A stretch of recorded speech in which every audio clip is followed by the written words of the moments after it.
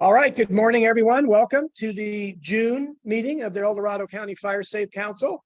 Let's start off the meeting with standing and facing the flag for the Pledge of Allegiance. I pledge allegiance to the flag of the United States of America, to the republic for which it stands, one nation, under God, indivisible, with liberty and justice for all. Thank you. You may be seated. Just doing a quick check of folks online. Can everybody hear us? Just a thumbs up or hand or anything to tell me you can hear us. Excellent. Thank you, Tim.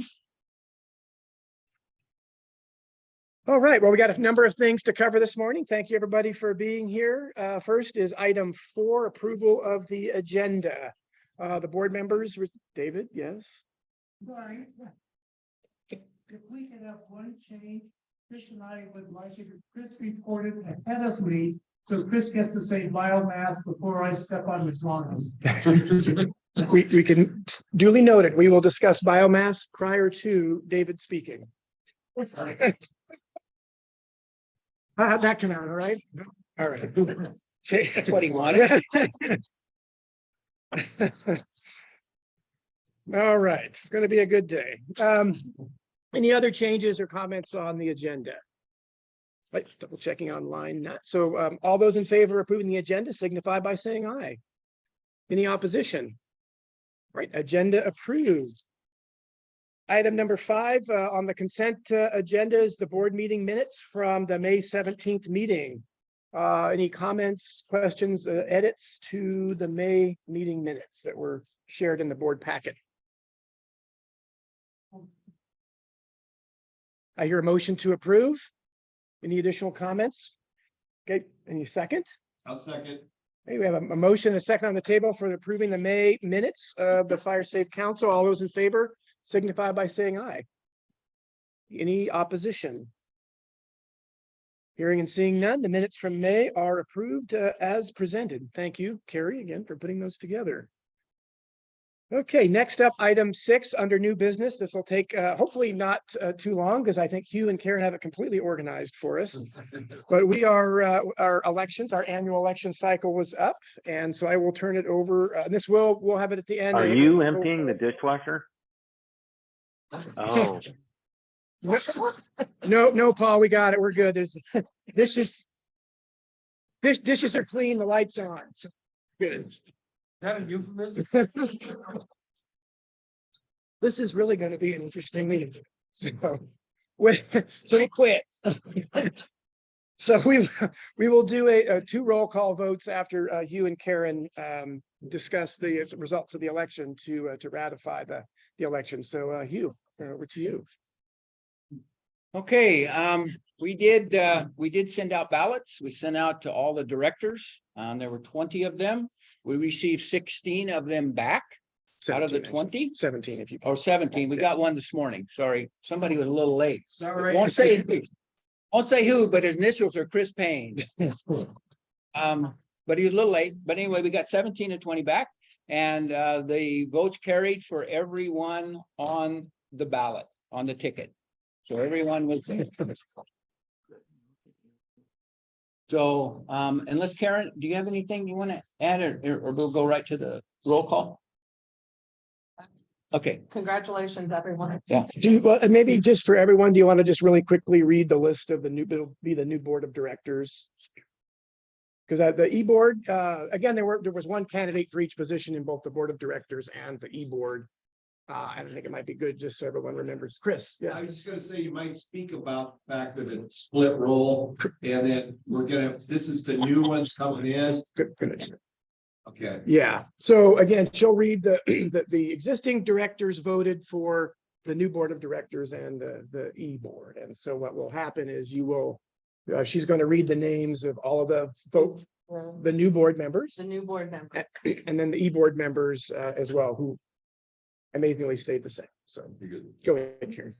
Okay, we have Eric Brown from SMUD, Pat Dwyer from Logtown Fire Safe Council, Ernie Laurie from Grizzly Flats Fire Safe Council, David Zielinski who represents Placerville Fire Safe Council, Steve Willis, representing Lake Hills Fire Safe Council. Paul Giltruff, representing Greater Cameron Park. Tamron Johnston, representing Georgetown Fire Safe Council. Robert Hess, representing Paloma Lotus Fire Safe Council. Heather Campbell, member at large, and Gary Bowl, representing Rancho del Sol. And our E-board will remain the same with Ken Pemlot as the chair, vice chair, Hugh Council, myself, Karen Pullen, as secretary. You ready? And parliamentarian Paul. And it's a loud one.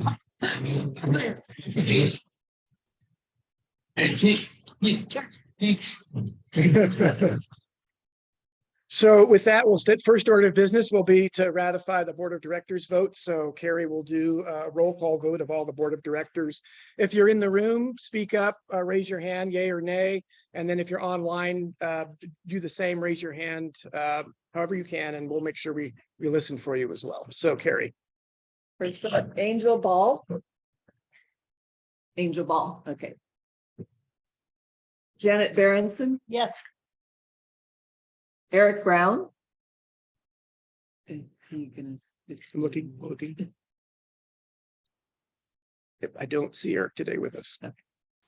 Eric Brown, not. Yeah, just put a note, not present. Alice Cantelo, She's not present today. Michael Conley. Hugh Council, Yes. Pat Dwyer. Yeah. Dorothy Fine. Paul Gilchrist, Yes. Sherry Hawk, Yes.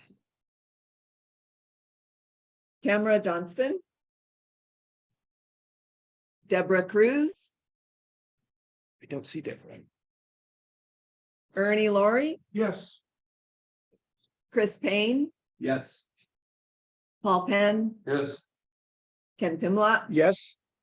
Karen Pullen, Yes. Steve, That was just one yes. Steve Willis, Steve's not here today. Michelle Wirt, David Zelinsky. And that's on. Okay. So how many yes votes do we have? We'll just,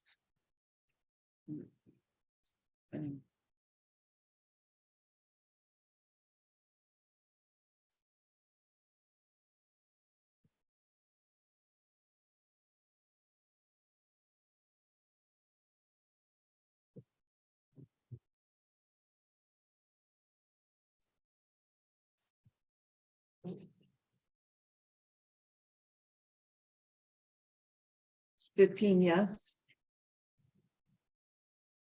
so the vote is 15 yes out of the 20 board members. So the ratification carries, and congratulations to the new Board of Directors. So next up, we'll carry the vote. We'll have Carrie do a second roll call for the executive board. Ken Pimlott, Yes. No, You- you hit this, all the Board of Directors are ratifying. It's the whole all of the Board of Directors have to Got it. vote. for the Eford guide. Correct. Angel Ball. Janet Berenson, Yes. Eric Brown was not here. Correct. Just call their names out loud and Eric Brown, not here, Alice Cantelo, not here. Michael Conley. Hugh Council, Yes. Pat Dwyer. Dorothy Fine. Paul Gilchrist. You there? Pretty busy here. Paul, can you unmute? There you go. Yes, yes. Aye. Thank you. Terry Hawk, Yes. Tamara Johnston. Deborah Cruz was not. Ernie Laurie, Yes. Chris Payne, Yes. Paul Penn, Yo.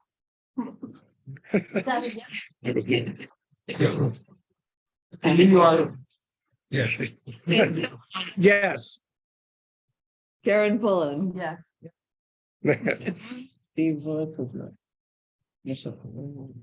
Wait, with Steve? Steve's not here. David Zelinski. Yeah. Okay. 15, yes. Okay. So again, 15 out of 20, the motion carries. And again, the e-board is installed for another year. Congratulations, group, and thank you. So give a round of applause for everyone. And I want to thank you and Karen for once again putting that together for us. It's always a cumbersome process getting through that, but we did it. So thank you all. Next up, item 7, old business, defensible space training update. No. Turn that over to Hugh, and I know Ron will want to weigh in as well. Is Ron here? There, Ron's picture. Yeah, Ron, you are here. You told me yesterday you wouldn't be here. I slept well last night. Now, well, we trained, as you know, we had 3 classes. Many of you attended. We appreciate that, and we thank you very much for that. We trained a total of 70 people. That didn't include the people in the first class that were from CAL FIRE that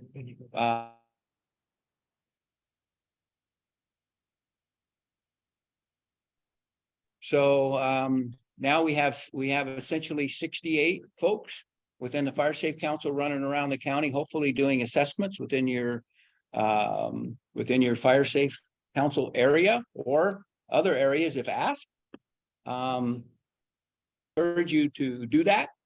I talked to Ron, and Ron will probably have some more to say about this. Ron and I are talking about maybe some little shorter classes coming up to reinforce some of the stuff we've done down the road.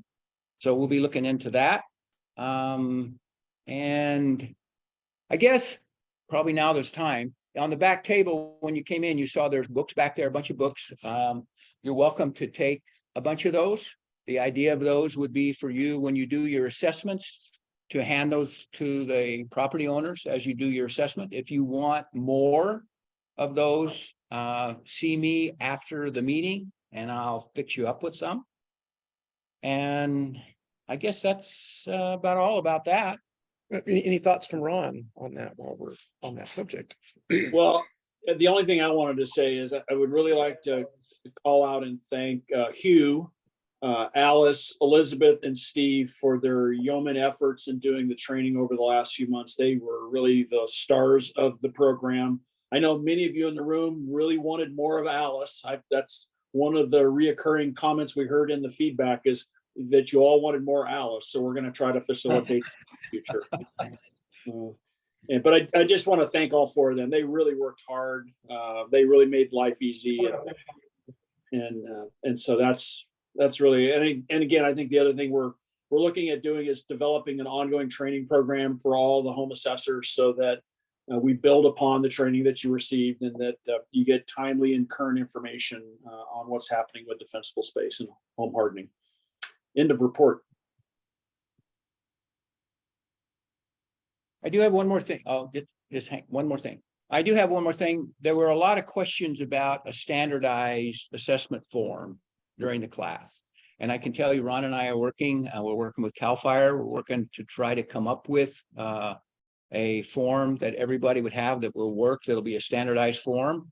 The other thing is part of that. One of the reasons it's not quite ready yet is because that form will also include any changes that we made in the county based on the new defensible space ordinance. Some areas that'll be a little more restrictive would be on that form also. So, but it is coming. I promise you it's coming. Of course, so is Christmas, but we will get there. We're working on it. I got a question from Heather. Yeah, Heather. Whoever put this together is probably the best overall publications that I've seen of this type. And kudos. Wonder who did that. No.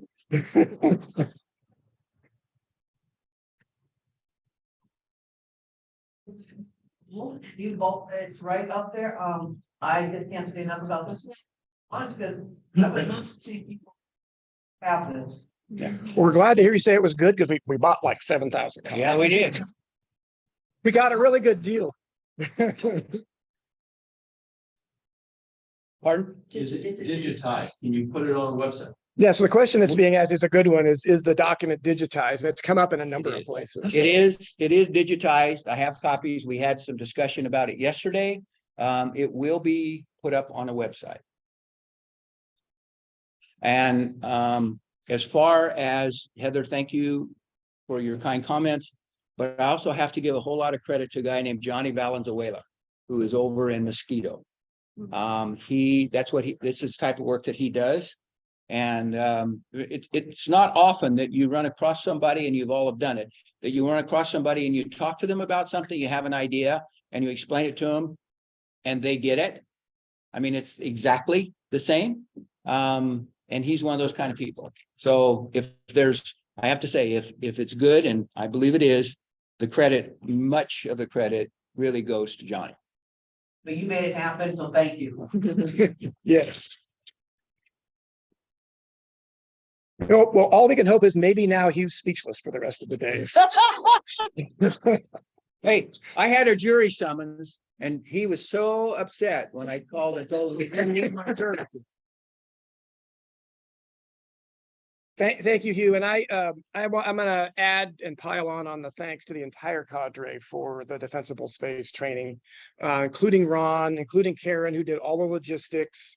It was a significant amount of effort, 3 classes, 70 people, and a lot of sandwiches and pizza. And and that's not easy when you're trying to take orders. And so anyway, phenomenal opportunity. We've, I think, set the bar for what happens in the training evaluators, non-agency, volunteer kinds of folks. And I think the others are looking at it. Yes, Ernie. Just a question on this standardized form. Is it going to be a type in which a 2-page in which what is it, RC something, where you write on the top page and it transfers to the NCR form. NCR? Do they still make those? Yeah, Yeah, they do. yeah. I'm sorry, Ernie. No, I think what we're looking at right now is going to be a digital form that you can do on your phone or an iPad or whatever. And you'll be able to print a copy of that and then give it to the property owner. Email it to Could them. I make a Email it. comment associated with the digital form? For the many evaluations which I did over the last number of years, a lot of the locations, we did not have computer accessibility because of the locations, and handing a form directly to the homeowner that saying these were the things that we found. It's very important for them to have that piece of paper in their hand when you're discussing it with them. So I would recommend, if at all possible, you can have your digitized form, but I also believe there should be a form in which you can hand a copy to the homeowner at that time of the evaluation and discussing what could be done to improve the properties. Yeah, I think we can do that. As an example of that, there's a current self-assessment form that CAL FIRE has on their website. Many of you probably already seen that. What I've done with that is I've printed that out. I had to change a couple things on it, but then scanned it. So I have digital copy of that I can print copies and use it both ways. I can use it digitally, give it to the homeowner, give them the form on a QR code. They can go do it that way. But I also leave with them a hard copy that they can walk around their property and do their own assessment that way. So I think there's a way to do that. Well, and Ernie, and all kidding aside, you raise a reminder for all of us as we get into the digital age, and the book is phenomenal with QR codes and things, but we have to remember, and we all forget, that a lot of the folks we're working with, many don't even have email, and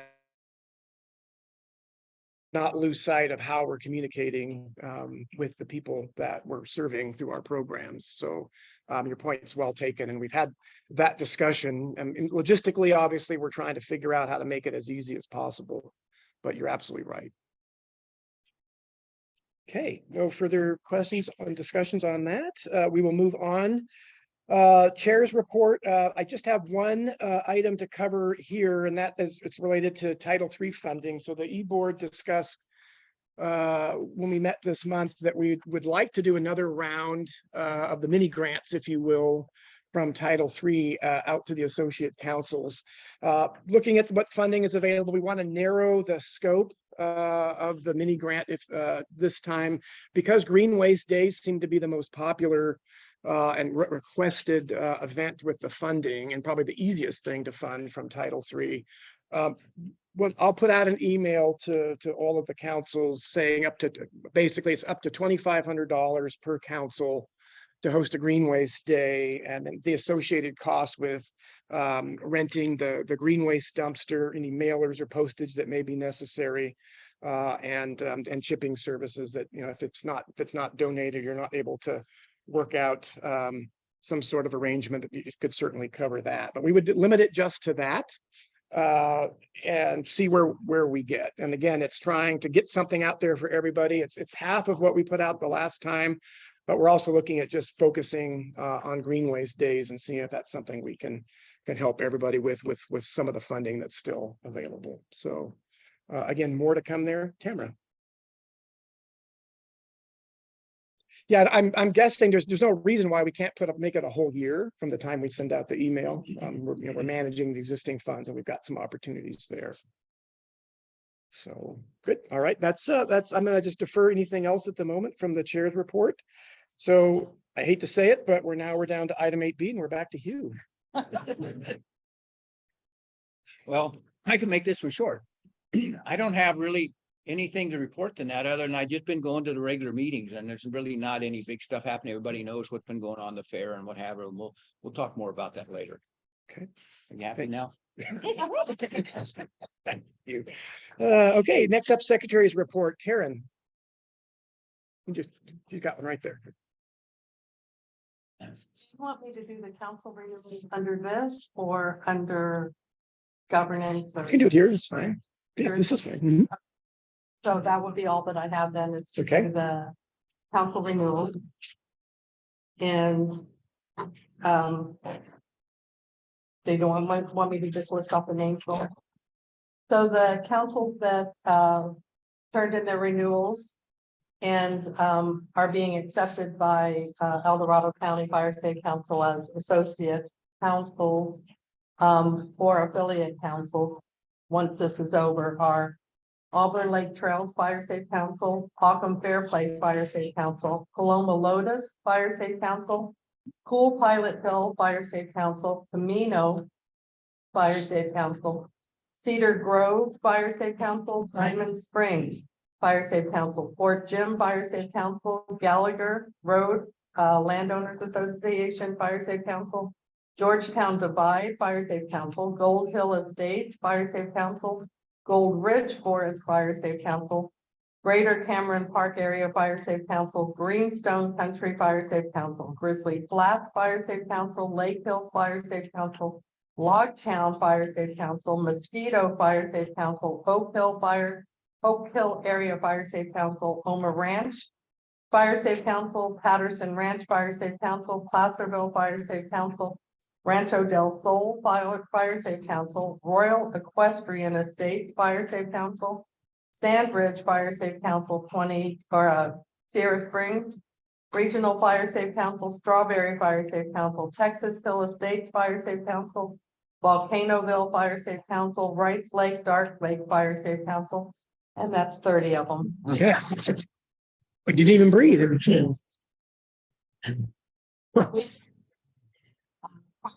So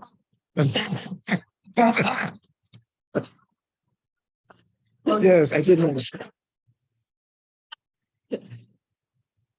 So they have all turned in their paperwork. All of it has been checked to make sure we have everything. So do I have a motion to approve them? Or I don't think we don't? I don't think we need to do that. It's just an administrative process to accept them all. They've already been approved as councils. I guess, but you want to make sure if you did. Yeah, the board and the date, and then I have to sign them all and give them to Terry, so. I'll take a second. Where's the second? Cameron, did you second? Cameron, second. All those in favor of saying aye to approve the 30 fire safe councils for the 2023 year. Aye. 24. Any opposition? All right, well, Sign them and get them to Carrie to scan. thank Be you. done. Thank you. And if you didn't hear your name on there, let us know if there's any issue, but thank you. It's a lot of work. I know getting all of that in, but as you know, it's critical for insurance and for the administration with the bank, et cetera, all of that. So thank you. And was there 100% compliance? Everyone got in? Everybody got everything got there Yep. before the deadline. So Wow, what is going on, people? What's going on? All right, well, thank you, Karen. Okay, great. 8D now, treasurer's report, Janet. So for the treasurer's report, I sent out reports to everybody. The of note is on the projects page. That we have spent down most of our Title III 2020-21 funds. We are working into the D-space allocation for those funds and should have, at the rate that Jessica is sending people that way, we should have those expensed within probably the next month and a half. So that will actually close out the 2020-21 Title III funds. And then we will start working into the 21-22 allocation of Title III. We have received our SMUD 2023 check. And I know that there's a PG&E one out there, right, Ernie? Is there a PG&E check that's out there that's coming? I think. Jessica's working on that one. Right. Yeah. Perfect. So we still have in total $11 million in funding and lots of funding for chipping and lots of funding for defensible space. I sent to all of the 21 councils that have a checking account under the El Dorado County Fire Safe Council EIN, a letter asking for your end of year reports. I have received notice back because I put a tag on it to tell me when you opened it. I've only received a tag back from 6 or 7 of you. So I will send out a new email requiring you to get back to me that you received it. For doing your end of year report. So that is the only other thing coming up for me.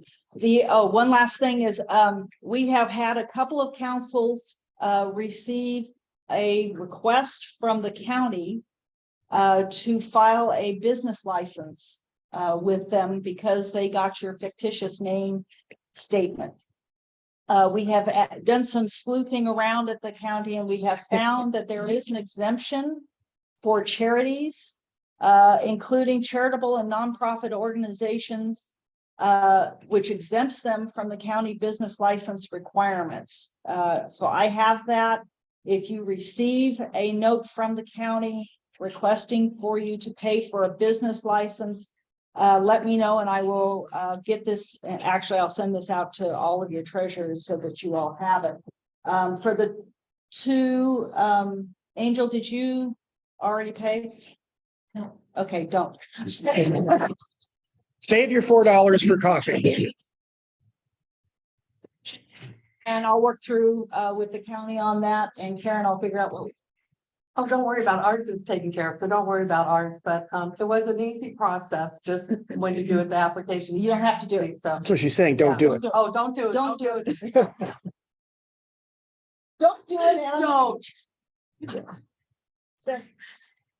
So with yes. When the qualified Camino Fire Safe Council expanded $200 in the bank Yes. account, hoping that somebody else would take up the torch. Yes. Is that still there? So Yes. that- Okay. Yes, and so I'll be doing the end of year report first. So Yes. it's no big deal. And we're not going to spend it on fictitious names with the county. So. Any questions for Janet on the treasurer's report? Okay, seeing none. Hey, all those in favor of approving the treasurer's report as presented, all signify by aye. Any Aye. opposition? I I'll take that as an aye and affirm. So no opposition. The treasurer's report is approved as presented. And again, thank you, Janet, for both Janet and Karen. There's a lot going on between the governance of the council and the finances. Trying to catch up on a lot of billings with the RCD and our partners with the Forest Service, BLM and CAL FIRE. It's been a lot of moving parts. As we've been spending now more money on the grants because there's a lot of activity going on, it's generating a lot of payments to contractors and invoice requests to the grant tours. And so just a lot happening. So thank you for Ollie for keeping that straight.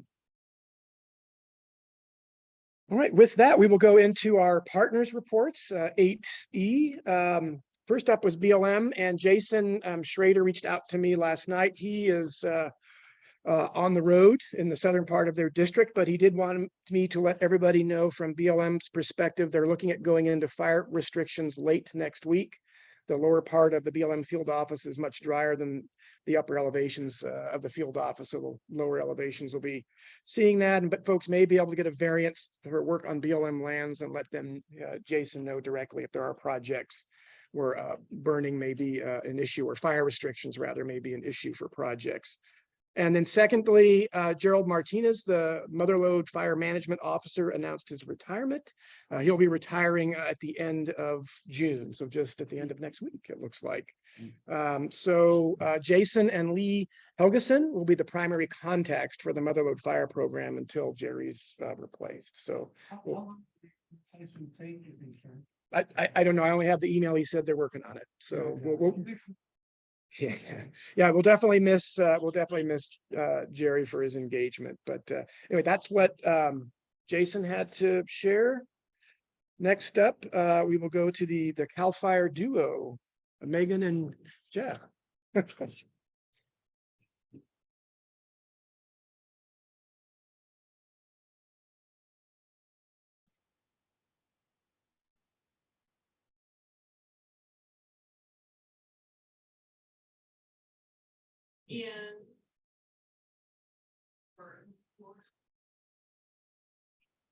first we use new vegetation program process.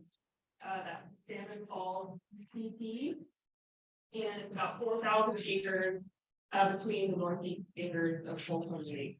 It's mostly grass, oak woodland, and brush. And we'll see that as an area to train crews and drone operators and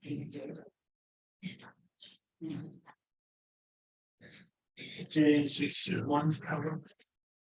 Don't have rains.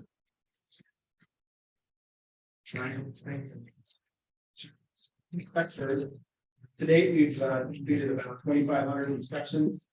We'll be on the initial, we'll be coming around some areas for secondary inspection. Those that we have passed. Fire-wise, with Di Davis no longer being in her fire safe council position, Captain Aaron Toski and I have stepped in as the liaison for fire safe, for Firewise. So any groups that are wanting to initiate their Firewise application or need any assistance with that, you can either contact myself or Captain Toski, and we'll also have access to some land use planning folks at Sacramento as well. So we'll continue that momentum for Firewise. And lastly, burn permits. We did extend the burn permit for residential burning approximately 2 weeks, a week ago. So we're kind of in that range. So to be determined when we're going to be cutting that off. Just we will put that on our some type of video post, both on social media and then also on our. Pay attention to that for those of you that are doing residential burning. They could cut off at any time. Thank you, Jeff and Megan. Any questions for CAL FIRE?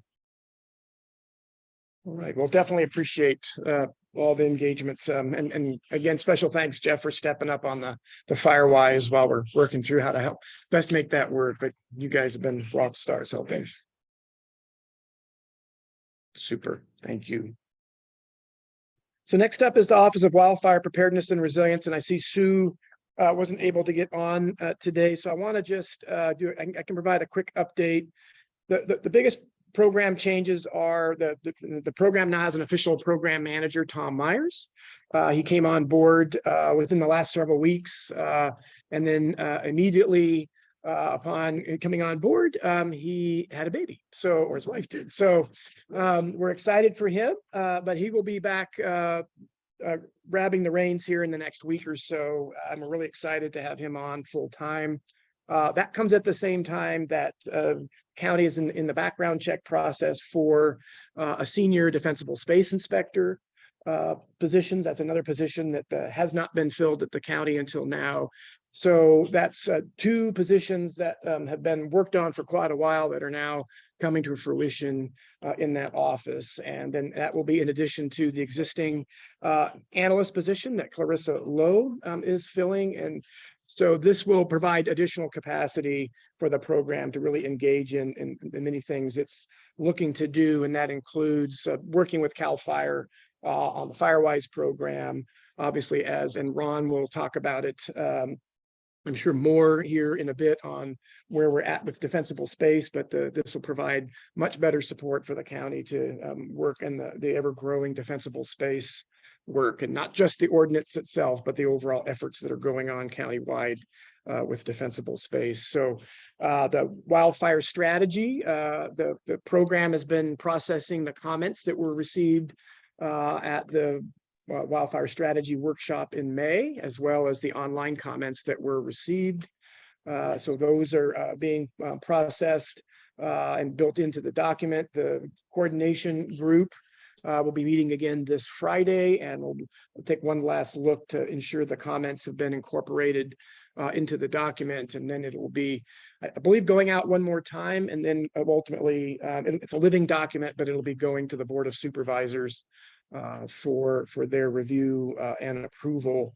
I think one of the loud and clear messages that were heard, and this is something the group has really taken seriously, is how to ensure that, well, one, what is the true definition of a stakeholder, and how are all of those folks being embraced in this process? And it's not just a process of lip service, but it's a true process of their part of the process. And so yes, all that was definitely heard loud and clear, and it's important to everyone in the process that's there. So that's being finalized again. And then the next steps, as were outlined in the strategy, the update to the community wildfire protection plan, hazard and risk assessment, those other things will be really jumping up in priority for the county, particularly now with a full-time program manager on board and the other support there. So looking forward to more things coming from that. And again, just the partnership with as Jeff has been leading the public outreach group from CAL FIRE, but on behalf of all of the partners,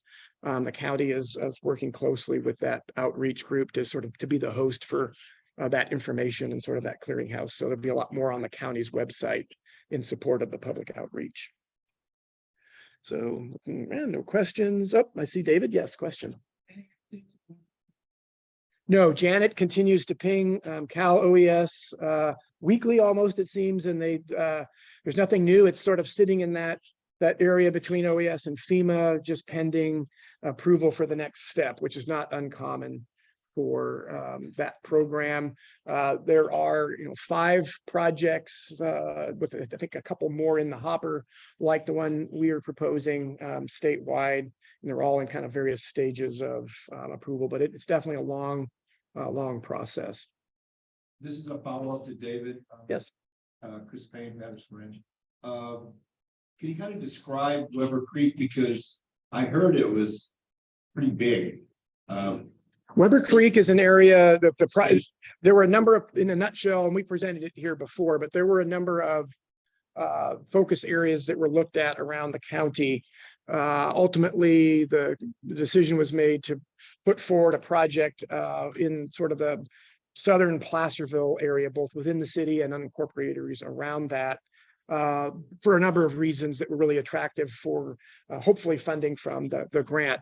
The project involves 525 homes, and we call it the Weber Creek project. It's basically just north of the Weber Creek drainage, runs essentially from Sacramento Hill on the west towards Cedar Ravine Road on the east, and then it runs up into the city limits on the north, but not a long ways in, but up into the city limits. And it was really designed to be a very clear focused area for defensible space and home hardening within that area, and in partnership with the Placerville Fire Safe Council, El Dorado County Fire, Cal Fire, and others. Again, it will be a long process over the next several years.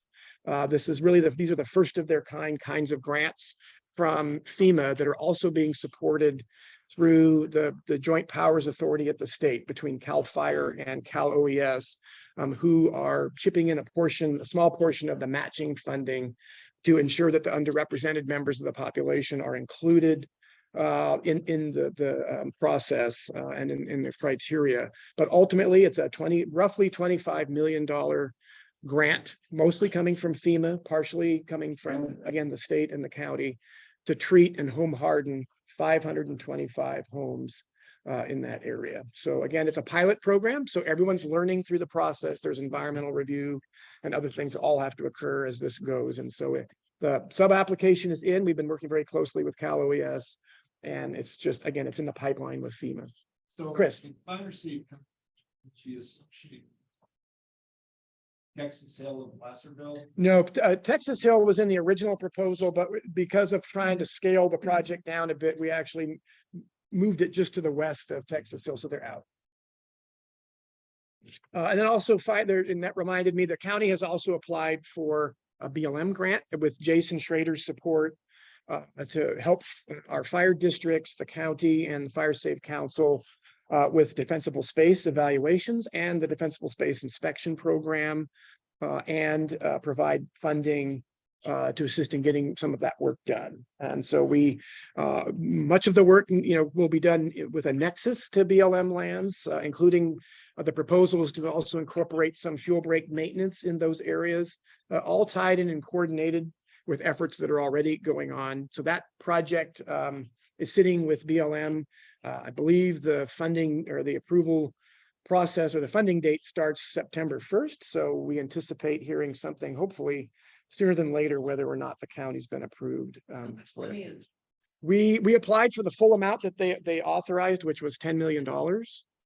And again, it's a kind of a suite of different elements and facets we put to it, and it will go directly to support what, again, Ron will talk about when he talks about defensible space. And so the efforts that are going on and how we're approaching defensible space this year in the county. So Wildfire preparedness. yes, the county's Office of Wildfire Preparedness was they applied for the grant, so on behalf of the county. Yeah, so both of those grants, the FEMA grant and the BLM grant, were applied for by the county. So, okay, looking around, thank you. Moving on next, we have, I see we have a couple of folks from the Fire Chiefs Association, but I see Tim in the room. If Chief Cordero is willing to say a few words on behalf of the fire chiefs. Good morning. Fire Chiefs Association, still think that most of the fire agencies are not getting involved, so inspections, looking for those opportunities where they exist, where we know the Cal Poly is still in such an area that we can get adjacent to them to expand those areas of coverage. So there's a lot of cooperation going on there in the East Coast inspections. We're getting ready for National Night Out. Meeting just not for that. It's really a great opportunity for us to that. And much like the Fire Safe Council did that in this area too, the communities on for the festival space and fire safety. So that stuff's in the works. Fire season, we're talking with our partners in Cal Fire with fire season, kind of doing information about us. Everything seems to be running about a month behind schedule with the late rains and stuff. But all the crews are geared up, the initial training to fire gear, all that. And then recently there's been quite a few Fire Safe Council events, and we appreciate the fire agency being involved with those, inviting those, just being able to get out there and partner with all the local Fire Safe Councils and be great. Get the message out there to the community. So appreciate all the work that all the Fire Safe Councils are doing. Appreciate the opportunity to go to Strawberry and our folks up there.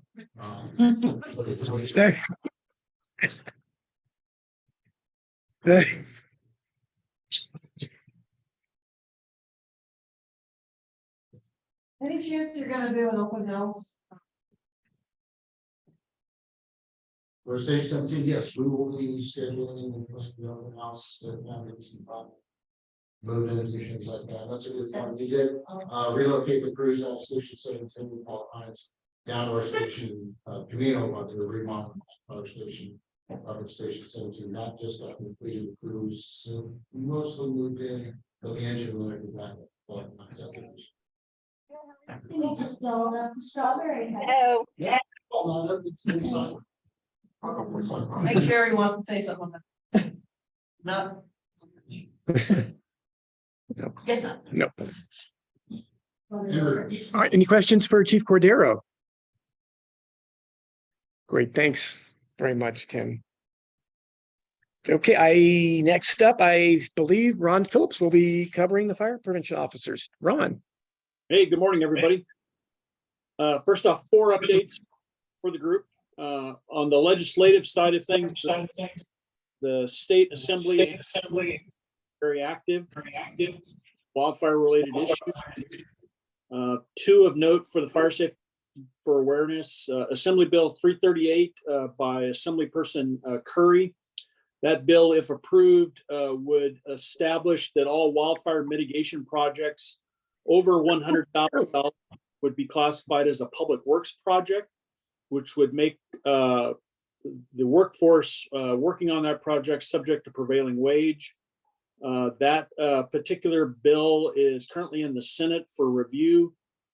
It would require any project over $100,000 to provide to comply with the public works definition for prevailing wage purposes. It would delay for nonprofit organizations who have grants for wildfire mitigation. It would delay the implementation of that by 1 year to January of 2026. The second bill of note is from one of our friends, Senate Bill 504 by Senator Dodd.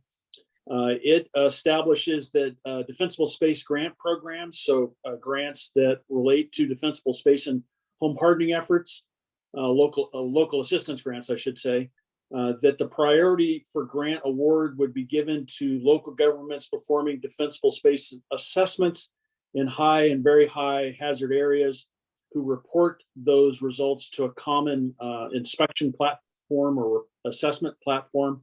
Again, it's a conversation we've had during the training for the last several months about the importance of being prepared ultimately for home assessments to be reported online for the purpose of being eligible for this program, as we anticipate this particular bill will likely pass. So that's the update on the legislative side. On the defensible space inspection program side, a variety of counties, as Chief Cordero and Ken have alluded to, are actively engaged in defensible space inspections countywide. There are currently plans to inspect 4 communities here on the west slope of El Dorado County, as well as 1 area within the Lake Valley area of the Tahoe Basin. Those inspections are going to start here probably right after July 1st. The first one will be up in the Divide area in the Kelsey community, followed by an area in the Coloma Lotus area. And then later on this year and into early next year, we'll be inspecting the Texas Hill and Outingdale areas in the South County. Update on the county's attempts to rewrite the defensible space ordinance. The work group that's been working on that for now close to a year continues its efforts to refine the draft ordinance. We had hoped to bring the draft to the Board of Supervisors for a public reading sometime early this summer. However, we are continuing to work with one of the key stakeholders on the rewrite to try to massage and make sure that their concerns and efforts are addressed in the ordinance adequately. So we're likely now to probably bring the ordinance for first reading to the Board of Supervisors sometime this early fall. And then finally, last month I met with the county fire chiefs and we talked about the state's efforts in its subdivision survey program. Remember, that program's been around a couple years now. It was created as part of Assembly Bill 2911 back in 2018. That bill required CAL FIRE to basically go through each county and identify subdivisions that had one way in and one way out as far as ingress and egress purposes, and to offer recommendations to those communities locally to how they might be able to mitigate that threat in the event of a wildfire. There are 62 of those communities that have been identified in El Dorado County. I met with the chiefs, like I said, about a month ago about the implementation of that program here locally and how we could reach out to those communities. The county chiefs have asked the fire prevention officers to develop an action plan on how we could reach out to those 62 plus communities and engage them in a conversation about the mitigation efforts that they could do to reduce that fire threat. So we're working on that now, and I do anticipate we're going to need to engage several of your fire safe councils in that conversation, as many of these communities are likely to be in fire safe councils here in the county, and you guys are an integral part of that. So stay tuned on that subject, and more to follow on that. And with that, end of report, Ken, unless you have anything else. In the room, let's see, David first. Ron, I've been hearing a lot about goats and how we're not gonna be able to have anyone working with goats because of the new prevailing wage, minimum wage rules. Any updates on that? No, David, the only real update I have is on AB 335. I think the Wildfire Coordination Group is looked at. The Board of Supervisors, I know, are also aware of it. So that's really the legislative issue related to mitigation projects and the public works rules that I'm aware of. Chris. I just wanted to ask you to explain to the new people here, when you talk about the defensible space ordinance, you're speaking about the vegetation management and defensible space ordinance. I just want to bring some clarity. If you're not, then I need to get myself updated.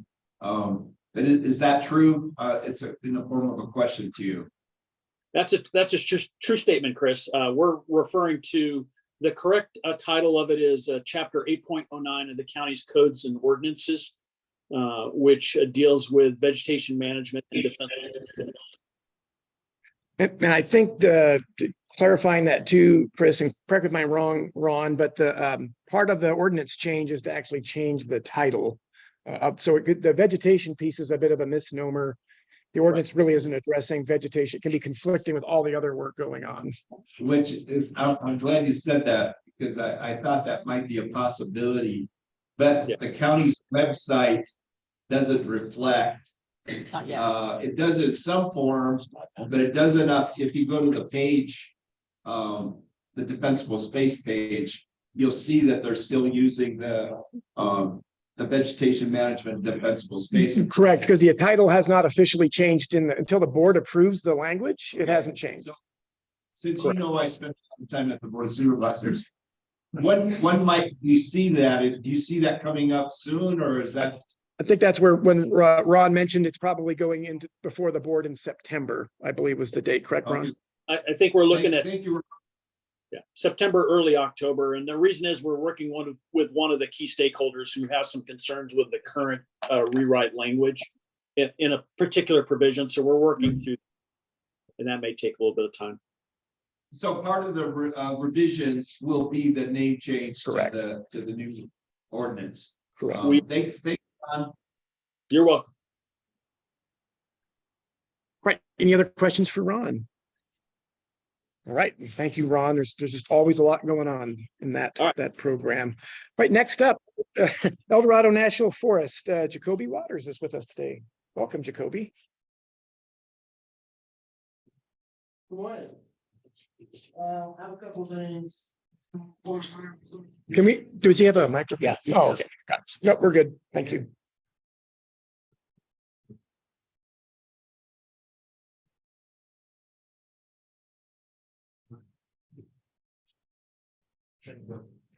Moved up. Yeah. And through the. And then, yeah, type 2 helicopter, it's 516, anybody know anything about that, speak a little bit about the type 1, type 2, but it's all with the crew. This folks are aware of with the helicopter, who bring the helicopters. We can fly a crew into fires that we can't get necessarily vehicles to, so we drop them off and the helicopter goes up, it's bucket on and stuff like that. So type 2 is a little smaller. We have a type 1 helicopter that will be staffed in around July 15th. And that's just for dropping water, large amount of water. And that'll be out of the Placerville Airport.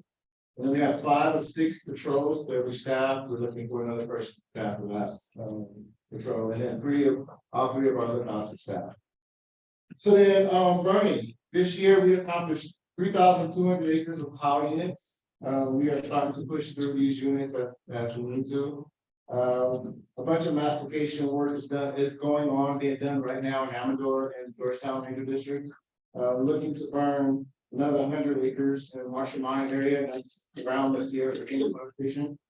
Maybe the next couple of weeks, so you might hear more about that coming up. And then we are looking to do larger scale massification project, massification and or thinning projects in the next year. So because we don't have things already moving this year, in September. So we started to move here, so we don't have to look into our contracting a month ago, then we would just, so we already planning for next fiscal year. The problem we run across is that there's not a lot of contractors for us to go out and that would bid for our project. So we're constantly looking for more contractors. That can bid these contracts that we have with more acres. So in a nutshell, that's what we got going on. And then we just were approved for 2 fuel-based crews, not fire crews, but fuel crews that they just go out and do fuels work in the areas that they're allowed to work in. We are the first crew we're looking at hiring this next hiring season, which will start at October or so, and they'll be based out of Alabama. And the next crew, we're gonna take a slow approach to the hiring the next crew, because we're looking at putting them on the Grizzly Flats area, but we have to rebuild our station. So you'll start seeing some work online. That's in the report. That's in the report. Any questions for, oops. Hey, any questions for Jacoby? Great. Thanks, Jacoby. Next up is the RCD. I'm not seeing any representative in the room or online. Double checking. Okay. Next up would be SMUD. And again, I know Eric has had a busy schedule. Don't see Eric in the room, online. That leads us to the dynamic duo there at PG&E, Mike Webb and Brent Stanglin. Welcome. Hey, good morning, everybody. Mike Webb, Public Safety Specialist from PG&E. I brought my partner today, Brent Stanglin. We both represent the Sierra Division of PG&E, which includes Colorado, Placer, Nevada, Sierra, and a little piece of Utah County.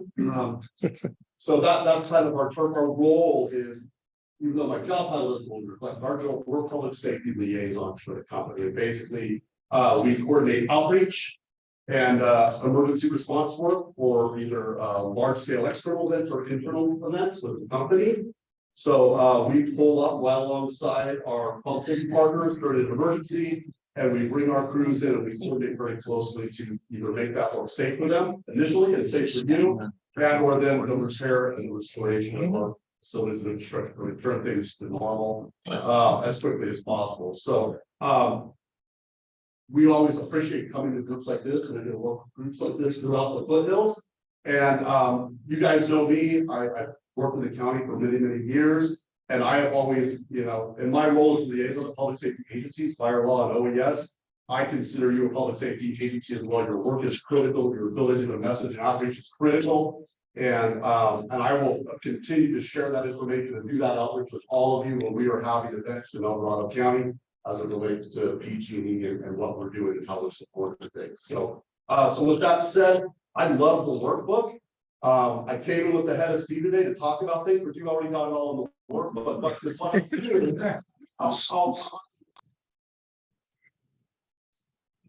outreach in there are the suite of places to go to get information is awesome. That is a really, really great tool, and I love how it reads, I love how it works. For PG&E, there is a sheet in there on the public safety power shutoffs. And what I really want to talk to you today about is what is called our enhanced power line safety center. And it's how we're making our systems smart and how we're making our systems safe during high fire days. And essentially is what that is. We have installed over the last 2 years devices that actually sense fault and ground in the system. They look downstream and they can sense a fault, either a phase to phase or a phase to ground fault. They can shut off the system in a tenth of a second. They can react and move faster than any fuse, circuit breaker, or switch.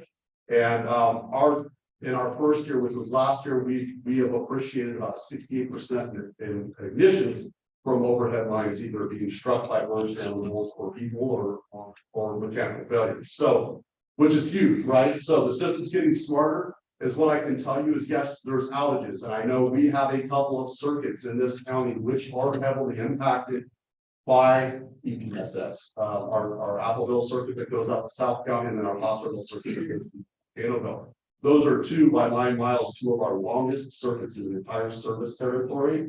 And we understand that. So the regulatory requirement is that we cannot restore power until we've done a 100% patrol of the circuit. Troubleshooting the outage is the easy part. It's the patrol in these rural, very challenging mountainous areas for our guys. So yeah, we have helicopters on standby. We have staff available. It's a priority to us to restore those outages in 4 to 6 hours.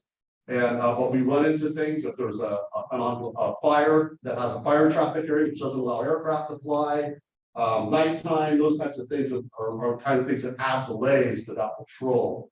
But the other thing we've done to respond to that is we've added more devices and continue to segment the system into smaller chunks. So that should speed up the patrols. And the other thing that you see, they've been putting those little detectors on very strategic locations on the lines. So our troublesmen can more quickly see what's impacted and what's not. So we're working very hard to minimize those impacts on those circuits. However, I still see it as impactful and not reliable falls. So the good part is, besides reducing fire emissions, is I think in time as this technology evolves, the public safety power shutoff is going to continue to be smaller and smaller and less of a thing. When we have a system that can do that in real time and react in real time, the public safety power shutoff will continue to just be that very last resort action based on a very severe weather, predicted weather event. So, I wanted to share that all with you. There's great information on our website about EPSS. So I'll just transition. There are a couple of QR codes and links to PG&E permit information, but the two that I want you guys to really focus on, one is to make sure you're signed up for the notifications. You can, even if you're not an account holder, you can sign up. If you have family, you can get notifications from the company about what the outage is and what's going on with the system. So go in there and just, you can just Google, notification sign up PG&E and it'll take you right to the page.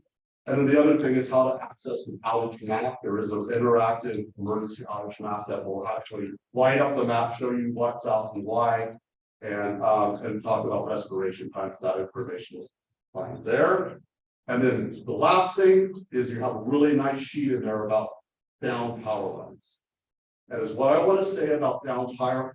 All lines down should be considered energized at all times. And what we experienced this winter, or in a PSPS event, is this mindset of, well, it's a large outage, they're all dead. You can drive over, we can move them out of the way. What I can tell you is everybody, not everybody, but just about most people have installed or have a generator that they're using during these events. So what I can tell you is there's probably one person out of 99 that didn't do it right. And so a generator, if not isolated by either a transfer switch or the main breaker, can backfeed the system. A transformer that works one way, that drops voltage and increases amperage, can do it the other way, right back into those wires as far as those wires will go and reach based on that generator. So that complacency and that mindset, you just need to get it out of your mind. All down lines are energized, and backfeed is a real deal. And we experienced a ton of it on winter storm this year. Our guys experienced a lot. So I'll stay here afterwards. There's a ton of good resources. I think so everybody here has access to my, my email or my phone number, and if not, folks here have access to this. And my report. Yes, sir, Chris. Chris,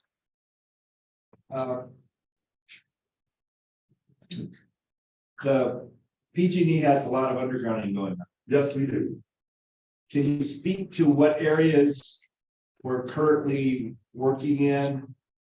As we then take forward, next 6 months, year, what's the goal of PG&E for undergrounding in El Dorado County? That is a really good question. Right now, today, there is a significant effort in the town of Poole. They are undergrounding all the line between the downtown Poole area back to a device towards the quarry, a couple hole back. So that is the big project right now, is to get all those lines underground. They just completed undergrounding Georgetown. They're undergrounding between the town of Greenwood and Highway 193. A real backcountry piece of overhead line that definitely needed to be undergrounded. We completed the Ludeman Springvale project last year and Pollock Pine Side Park Road the year before. So where we're going is you're going to start to see a real effort up in Camino proper from the substation down into Sierra Springs, down into the bottom end of Pleasant Valley, Snows Road, bottom of Starks Grade. And that's kind of where the effort's going to go to in the coming years. And it's a big effort. I don't have a solid map because the work still kind of moves around a little bit as they're scoping those projects and finding the engineering those. But that's where the work's going to move to in the coming years. As a former electrician in the Navy, I understand conduit sizing. When we go underground, we've got some special equipment that we have to have in order to be able to have the power underground. Can you speak to what voltage do you know? What voltage is up to a maximum that we can put underground? I know transmission, we can't. We'll never be able to have the engineering to get it underground. Can you speak to that, Mike? So basically, your mainline power that you see on the power lines right now, whether it's the 21 kV or the 12 kV, that's what you're going to see going into the ground for the most part.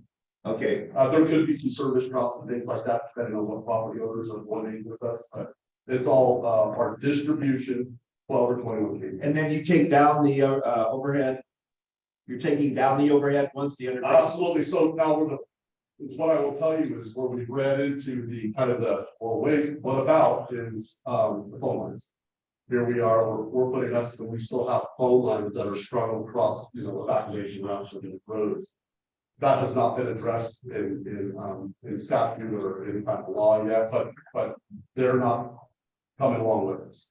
Also, I was involved with DOT, so we did a lot of undergrounding. You guys are usually on top, and once you come out first, take yours down, and then they chop the pole, and then they leave the phone in. Correct. Kind of same kind of idea with what we're doing here. That's exactly what you'll see. Okay. Exactly. Okay, thank you. Yep, and I'll stay late if anybody go. Yes.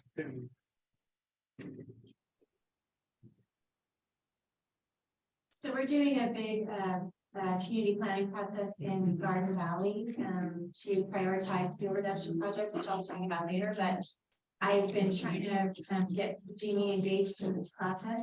So I have emailed you, but you haven't responded. So is there somebody else I should be reaching out to get Jeannie engaged in these larger community plans? So this one I'm trying to carry. Our work is laid out in a way. It's very difficult for us to maneuver and change in kind of a local setting. I can meet with you on the side. I don't think we can't do it. Basically, if it boils down to a coincidence where we're doing work in your area, we can make that better and communicate. Yeah. In the works and but need to kind of communicate it properly. Yeah, and our vegetation only gets laid out year to year, and so it's really hard to commit to that too. So I'm very afraid that I don't want to get over the tips of my skis and making those decisions. And so we have pivoted to a proactive place. Yeah. Almost. Absolutely. Yeah, so we had one more question in the back and then we're gonna move on.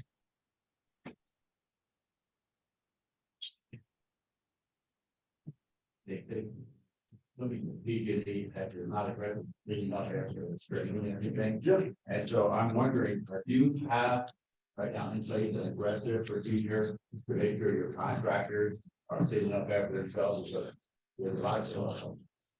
So this is how that works. So any wood larger than 4 inches is considered private property. We cannot take that without approval from the property. So if the property owners need to engage, they get that first call from either the inspector or the contractor to do the work, they need to engage in that conversation at that point. And if there is an opportunity for the hallway, basically there's some criteria about your ability to use that property or not. But that is a part of that process. So unfortunately, is what I tell people to do is to engage with them. Don't let them on your property unless they're notifying you that they're there. What life looks like, what the finished product is gonna be, and then hold them accountable. And so I know not everybody can do that, they have lives and jobs and those types of things, but the contractors want to do the right job, but they're also getting paid by them. So, which is unfortunate. So engagement is key with property owners, and you can't take that one way, that's important. They should be chipping. Yeah, they should be chipping all what we call the feathers, but those bones that are bigger than 4 inches, they have to lose unless they're getting removed. All right, great. PG&E, garage doors, we learn from the way you do things. Great. Thank you, Mike. And Mike's available after, I think Brent is, so please don't hesitate to hit him up. So moving on, it looks like Eric Brown from SMUD has been able to log on. I want to circle back and see if Eric has any comments for the group. Well, good morning, everyone, and I apologize for not being there in person. Had some unexpected requests from our board members to meet outside of a regularly scheduled meeting. But Ken, gracious as always, I appreciate you providing me a couple of minutes to share. We do have some things to share. We have a lot of work going on in the Crystal Basin. That actually includes work, forest health work specifically on U.S. Forest Service and Sierra Pacific land along our transmission corridor, starting in Camino and moving all the way up to Loon Lake. Probably significant forest health, fuels reduction, shaded fuel break work well outside our transmission easements that you're normally used to, but it's all coordinated with primarily the federal landowner, U.S. Forest Service, that will be ongoing through the end of August. We actually just completed a helicopter patrol, a regularly scheduled traditional helicopter patrol, and we identified a small volume of dying or trees in that same footprint, essentially from Folsom to Loon Lake. So we have some contract crews that are going to be out taking care of those dead trees from the winter condition. It wasn't a large volume, just a couple of anomalies, I think. So I don't think there's any alarm regarding beetle infestation or some other vector. That's a quick report out on my end, unless there's any questions. Thank you, Eric. Heather. Can you repeat the location of where you're working? Yeah, I'll be a little more specific, Heather. Thanks for asking. Specifically, Cable Road, Forebay Road, Poho Ridge, Powerhouse Road, as well as around Union Valley and the road up to Loon Lake. So fairly long footprint of work. Not a whole lot different than where our footprints have been in the past, but nonetheless, that gives you a pretty good trajectory. Happy to follow up with anyone if they have other interests or want more detail. Thanks, Ken. Awesome. Thank you, Eric. And yeah, absolutely. Folks can send it through me or hit Eric direct if you've got follow-up questions. And again, thanks for finagling your schedule, Eric, to be able to make it back.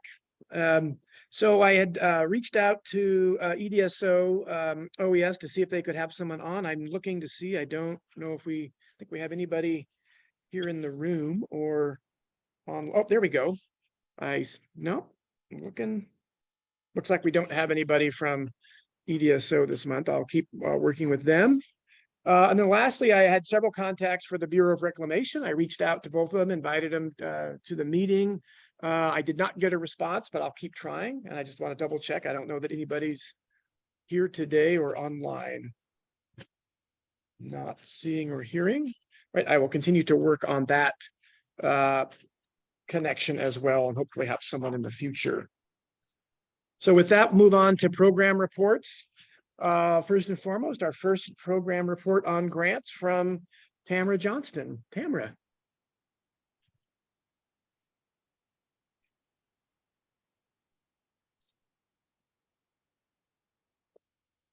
Well, we jumped right in on applying for grants in June. We applied for a grant, California, to support our defensible state. It was a collaboration with Ernie, who wrote a lot of it, Pat, Jessica, so it was a great start to jumping in on the grants. If we get it, it would start in December, and it's a 16-month grant. So it would be a huge ramp up on our defensible state program. So that's the one where we go out for the low income seniors and veterans. Listings for that. So it would be huge, and it would coincide with our new all of our trainees now doing assessments. We'll be able to offer more financial assistance for people to actually do it. So they're giving 8 grants, $500,000 statewide. So 8. And in other news, this month, June, I started June 1st officially, and Pat will be giving June 30th. Who might be gone already? I'm not sure. It's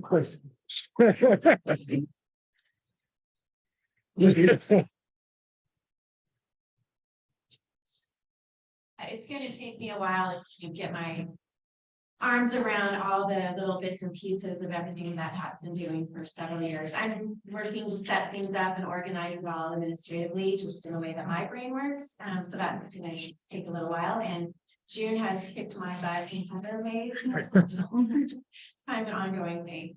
But thank you. Pat's been wonderful. And just to give you kind of a preview of upcoming actions, we do need to start planning for the CAL FIRE grant. Anticipating, we don't know for sure, but anticipating there will be an announcement. So we want to make sure that we have our projects developed and ready to go before then.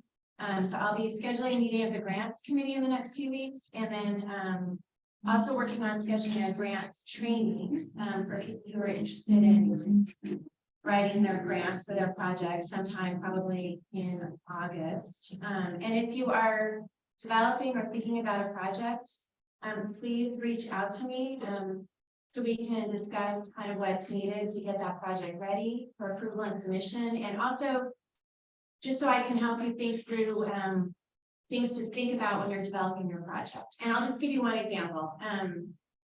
The reason I think we've been successful on the Divide with our grants is that we've built into every grant what our next grant is going to look like. So every grant has included planning for the next grant and putting that in the budget and what plan for that. And so that's just one example, I think, of being strategic about your project development and strategic about kind of where your long-term goal is, you know, beyond this particular grant. So let's have that conversation as soon as possible. We can talk about what happened and how, you know, also, like we've talked about before, are there other fire state councils that could be part of state projects and stand it? Because we know that funders are wanting to give larger grants. So let's give them larger projects and it's federal funds. And I'm here to help. So please do reach out to me and let me know about your project. And then one final thing, I mentioned this when I was talking to that example of we put into our Forest Health grant a planning process for fuel reduction projects in the 23,000 acre area of Garden Valley. So we're in the process of doing that planning process. We had a focus group with kind of the fire agencies and some sort of key community members to narrow down the scope. And then we have a community-wide meeting June 28th, which is next Wednesday. So if you're considering doing this kind of process as part of your kind of longer term goal in your area, I would encourage you to attend the Garden Valley Planning meeting, which is on June 28th. So June 28th, 6 o'clock at the Marshall Grange in Garden Valley. So just so, and this is an experiment, right? Like it's a pilot. We haven't done this before. I don't know how it's going to work. We're trying to figure it out. So it'd be great if anybody else is considering doing this, come to it, and then you can help us refine it and then see how it might work for your own community. That's all I have. Do you have any questions? The hands are going up. Let's, I think Karen first, and then I see Ernie. Thank you, Cameron. I'm so glad you're with us. Could you say that the senior veterans defensible space, if we get that grant, would start in December? It starts. Or did you say September? Okay. And then, I just signed the contracts in May for the grant that mosquito task, so just reach out to me and let me know when. Therefore, should I be reaching out to you when I have to do anything else? So that's a good question. I am trying to get organized on all the different grants and feed into a calendar. So I will, and that's my next thing. So I'll reach out to you. If there's a report due or things I need from you to do things, I'll reach out to you. Thank you, Cameron. Ernie, Got a question, probably a loaded question, and goes to Ken as well. of course, they're always loaded. Involved, will the Office of Wildfire Preparedness and Resilience step in and provide their guidance or their stamp of approval of the larger projects? I think that's a work in progress. We don't quite know yet, but the goal is to work together with the county on what we're doing. Yeah, and I think the operative word is guidance, Ernie, and I think that's why Tamara's asking the questions right now, trying to recognize that we don't want to get caught off guard as the Fire Safe Councils with the grant. We knowing the grant cycles will be coming up. We want to be ready to bring good projects forward, and I think it's just making sure that we've been communicating early, through the county and with our partners to, it's not just about where others are working, but where's BLM working and where's the Forest Service working and what opportunities. Just the more we can start having all those conversations now, so that we're not, so that when folks are ready to put pen to paper on grants, we're all, on the same page with who should do what and how to support it. Heather. Is there gonna be a dollar limit that the El Dorado County Fire Safe Council is looking towards, and not to go above, because you don't want to see that those kind of projects be done by the Fire Safe Council versus OWOPR? Well, yeah, no, I'm not aware that we've discussed any dollar limits. I think it's more looking at projects and what's most appropriate for who can best accomplish which projects. OWOPR doesn't decide on projects. It doesn't necessarily go out and do projects. It is, the county has applied for several grants to support other programs, but there's no one's putting limits on. I think it's more having discussion about who are the best fits for different projects early on, so that the right agency or organization can tackle that. I guess. Would you be supportive of us resubmitting the Highway 50? Well, I think that Dorothy Fine's been in deep discussions with the RCD and Caltrans and others about where to go next with that project, so that it's fitting into the Fire Adapted 50 discussions. And so that's all been happening already. Chris. To this question that Heather just asked, if you guys go to the new wildfire preparedness workbook, and you go to the page, this is page 1, it'd be page 2. You'll see that there's an explanation about the Office of Wildfire Preparedness and Resilience. Now, Heather's question is very, very important, because and that's where they get the OWOPR. It's just taking the first letter, And they'll hear that acronym periodically. That's the office. That's a county office. And with county, you have budgets. And with budgets, you have the board of supervisors involvement. So that's when we talked about this meeting that's coming up in September possibly. Where they're gonna talk about vegetation. And then defensible space. And make some, potentially make some modifications. Heather's question about dollar amounts hasn't been defined. So as we've now become better astute, I believe, as the Fire Safe Council and its respective associates, we realized that the dollar amounts that Tamara just talked about, that are the projects, there seems to be a more attention. If you go single, which you might have a nice project, but it may not gain the importance in terms of the granting of it. So therefore, as Ken says, this is a work in progress. And I believe, Ken, over the next 12 months, we'll probably get better definition of how dollar amounts may matter. But today, it doesn't.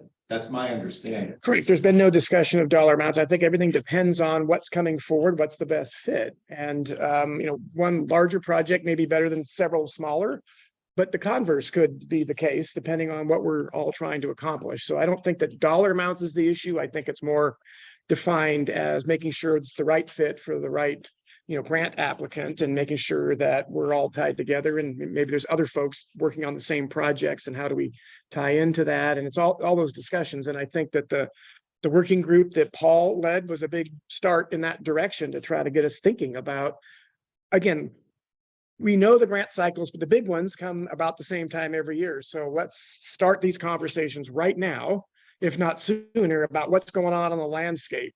Not just what we as individual councils want, but what's going on in the big landscape and how do we plug into that?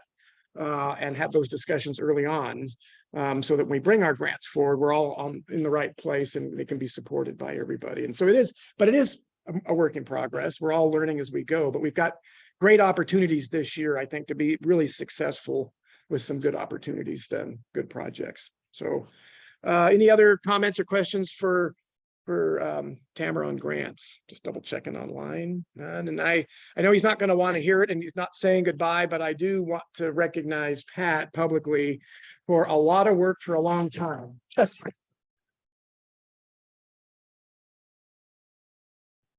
Anybody that's been around here for any length of time, you're always on speed dial with Pat and it works both directions. So, but he always picks up the phone and never misses an opportunity to support all of us. So it's just a heartfelt thank you. And I'm going to leave it at that, Pat. Okay, so next up, I'm going to lump all three, B, C, and D together for Jessica to report on the updates to our chipping, defensible space, and hazardous tree removal programs, because they're all sort of together right now. A lot of things going on there. Oh yes, microphone. Thank you. Okay. Hazardous tree, I believe we have about 45 applications that have been accepted. We do not have a time frame yet on turnaround. I have reached out to them. It's just contingent upon what type of work needs to be done. They are accepting applications and it's going well. If you have any questions, ask me after the meeting, please. For chipping, for the month of May, we completed 98 jobs, which brings us to a total of 218 for the year. We spent about 40 grand last month, which brings us to about 92 for the year. I have been working with Karen on a community event for Mosquito Swansboro. So far, they have completed about 41 jobs and there's still 22 in queue. It's going really well. I know the chipper was down for a couple of days. They have resolved it and they're resuming work. It's been a very big project and it's going really well. With that being A lot of compliments. Yeah. So with that being said, I've updated the chipping application to accept community events. I know we've talked before about the 3-letter code. I believe Janet and I are going to get together to establish 3-letter codes for every council, just for uniformity, if you will, make it a lot easier. If you have any questions about that, please come talk to me directly after the meeting, and I will reach out to you to let everybody know what we have decided, but it will make it a lot easier for reporting purposes if you need a specific report for your environment. So that is officially launched on the website. It is an option to put on there now on the application. Defensible space. Last month, we completed 31 jobs, 8 were closed out, which means for the year, we have completed 39, 19 have been closed. We have accepted 216 applications, 109 evaluations have been completed. This is for the year since January. I just assigned 104 on Monday for evaluations to be completed. We've spent about 40 grand so far. The average job cost has been about $843.12. Due to the high demand and the abundant requests, we have expanded the time frame. Right now, it's looking about a 90-day average from start to finish. Because there are so many, we have been discussing looking into opening a bidding opportunity that is still in process to shorten the time frame. And also, we have been awarded a $50,000 grant by PG&E for defensible space. And just clarification, the bidding process is to add additional contractors. Yes, contractors and evaluators, so we can handle the excess workload. That's it. Questions of the general nature, if you have, if you've got specific issues, please see Jessica after and we'll adjudicate that. But if we've got general, well, let's start with Chris first. He had his hand up first and then Chris, let me start with Chris and then Heather, you can have the floor. Smarter than. Well, no, and it's Sherry that made this happen was, those of you that have seniors that don't have computers that want to do the defense, the Data 3 program, there is a hard application that can be filled out and either I or just, you have it. Yes, and Carrie as well. So just let you know that it's available. Chris. Anyway, I think David wants to follow me. Yeah. To the question of community chipping. Yes. I don't recall it being a subject that the full board discussed. I'm not sure how this happened, but it's in my mind, since I'm an administrative kind of guy, it's significant because it's a major change and actually carving out community as a whole versus community where you have one street or whatever come into the program where the Associate Fire Safe Council goes and gets the chippers to come. Yeah, I hope others realize as I do and could understand what I'm raising. Yeah, well, we have discussed it several times at the board over the last several months. It's not changing the process. Every homeowner still has to apply. But we have a lot of money in the program and we have not been able to be efficient at getting outreach to get it spent. So what we've been encouraging folks to do is local councils to organize their membership, their communities, their streets into one event, if you will. Jessica is then processing them on one spreadsheet, but each one is still applying. We're still meeting the original intent of the program because it all has to be tracked the same way to meet the intent of the grant. So all that's being done. We've just built in a more efficient process to send a contractor to one area and do 40 jobs versus having those same requests come in over the course of a number of months. And so it's another way that's actually helping, because as Ron has talked about, now that we have 4 focus areas on the west slope for defensible space work, now we have an opportunity to gear our chipping program again to be another method of support if we coordinate with the landowners in the focus area. But again, they all have to sign up. They have to meet the exact same requirements of the program. And it has been discussed here multiple times. Well, I think I've attended most meetings, if not all of I'm them. happy to get the minutes and the video for you.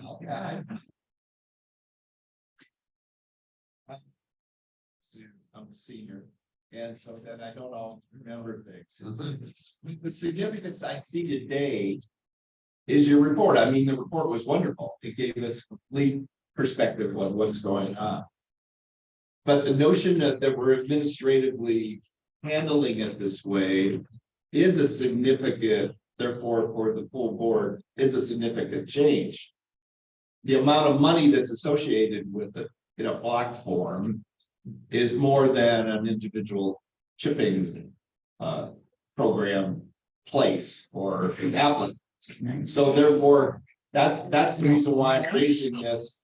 And I do believe that that as we go forward, then it'll be important for us to keep this the separate community-wide program in mind as we look at our financial situation.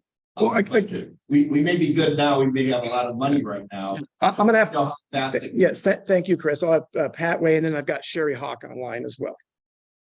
Yeah, maybe I can help. We did have a lot of money, and we were behind in our expenditures trying to meet the terms of the grant. I probably overestimated the quantity of chipping based on things that happened right post-pandemic when everybody was home and doing work around their house and making piles. And so I think I estimated 88 jobs per month, and as you just heard, we did 40 something or other. 98. Yeah, Last night, yeah.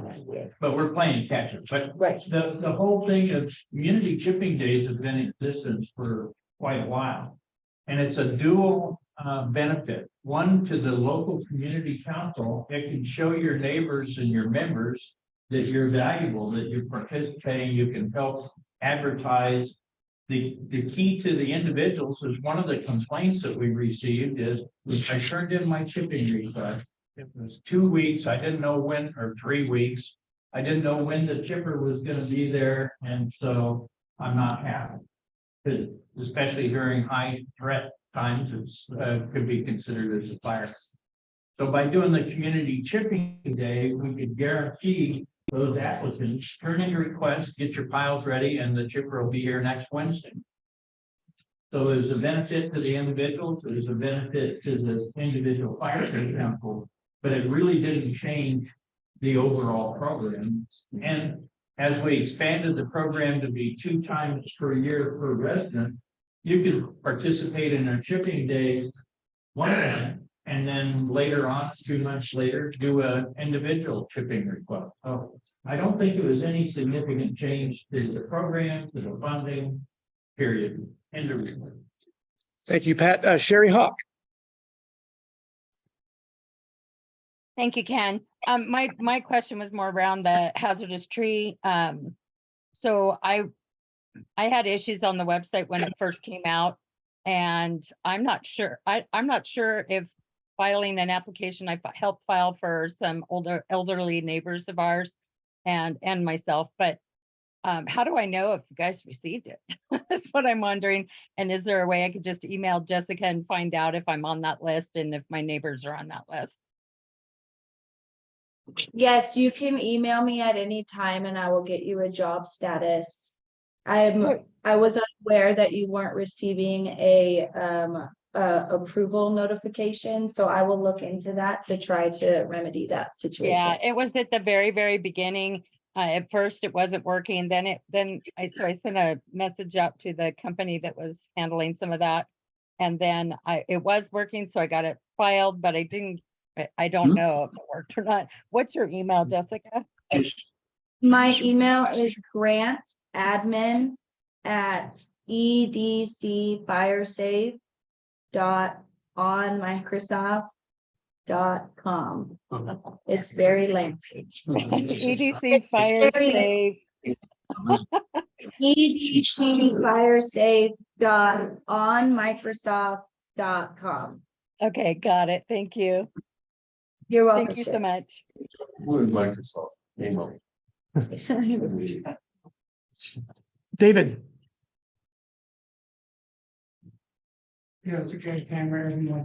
I'm finding it was so wonderful on the defensible space application in 5 minutes. I can do it online and boom, done, clean.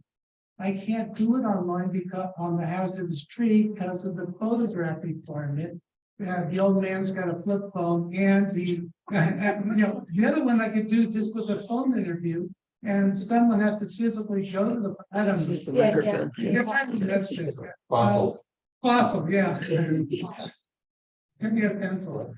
But David, I emailed you with the printout of the application that you can mail in. Okay, but it still requires a photograph. Can we submit an application and have someone else? And get it in queue, someone's gonna go out and take a photograph. I did also email you and said if you could get me the photograph, I can send it for I you. know, but I've got a photograph. Well, the photograph is just important for the arborist to look at to see whether or not it qualifies for them to go out. It's kind of a pre-screening process, so it's not something that we can avoid, but I'm more than willing to work with you to get it figured out. I know you're trying, I'm trying it a different way. thank you, David. Well, so I think it's important to point out these programs, both chipping and defensible space are being well supported by our partners between PG&E, SMUD, the veterans, the El Dorado Community Foundation, large and small, the Air Quality Management District.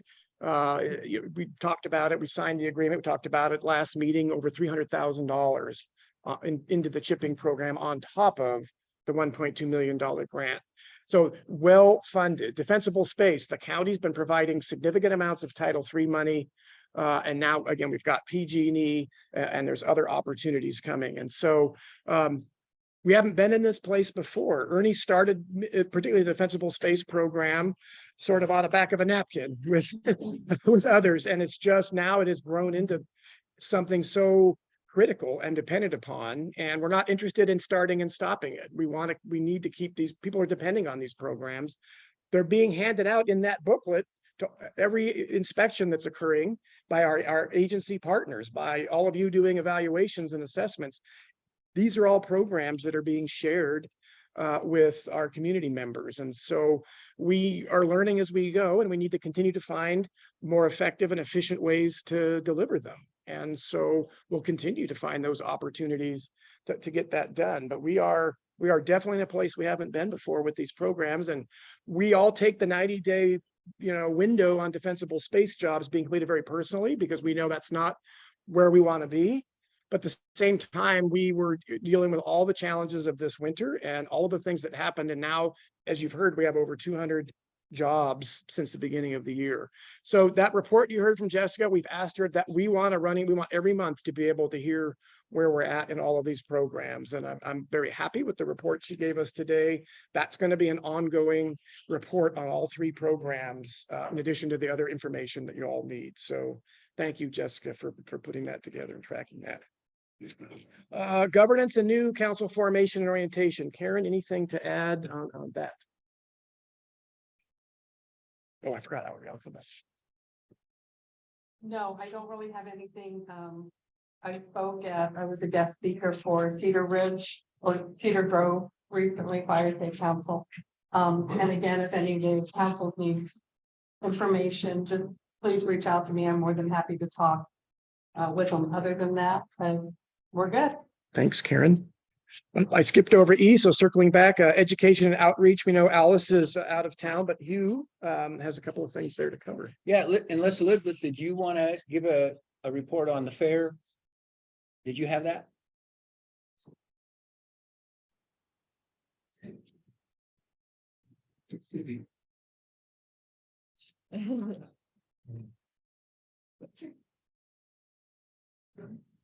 That's where we got a chance.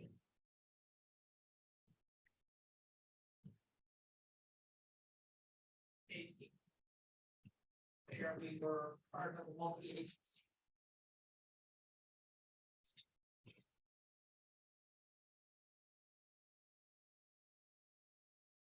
Details.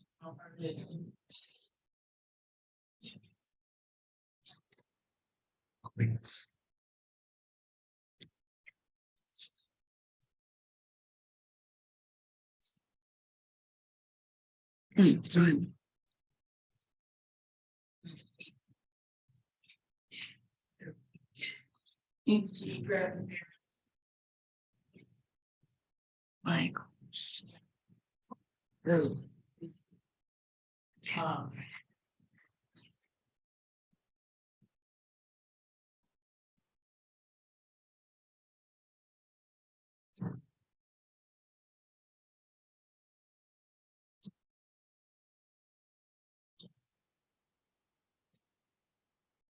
I think that's good. And, but Alice specifically did want to thank, there were 9. She wanted to actually speak to the different councils. There was Strawberry, had folks there. Thank you. Placerville, Occam Fairplay, Diamond Springs, Texas Hills, Sandridge, Camino, Mosquito, and Oak Hill. Thank you very much. And that's from Alice. She's sorry she can't be here. She's off having fun. So, but I do want to thank her and Lester also, because they were there to help set up, and they every evening, with I think one maybe or 2 exceptions, they came and made sure everything was put away properly. And then the following morning, they were there early, got everything set up for whoever the folks were going to be. So if you see them, be sure to thank them, because they worked their tails off. Well, and in addition, yeah, absolutely. Everybody who committed their time and then just the partnership with the other agencies and organizations. This is the 2nd year in a row where this has all, been together, and it's been evolving. And it was just a great opportunity to work in one big booth with the organization. So thank you to everybody who's part of that. Okay, item 10, community council reports. This is an opportunity to share what's happening out and about in the various associate councils. So I see Janet's got her hand up first. Janet Berenson on behalf of Occam Fairplay. Yesterday, we had a tour Next time I get it. areas of emphasis the county is focusing on this year for defensible space inspections. One of our areas, Outingdale, is scheduled to be in that program next spring. So we went out with Pioneer Fire and El Dorado Hills Fire and OWOPR and the council itself, and toured the area, went through gave everybody a view of the landscape that they were going to be doing in defensible space inspections on, and then had some really good discussion about how we were going to address helping this community get prepared for this beforehand.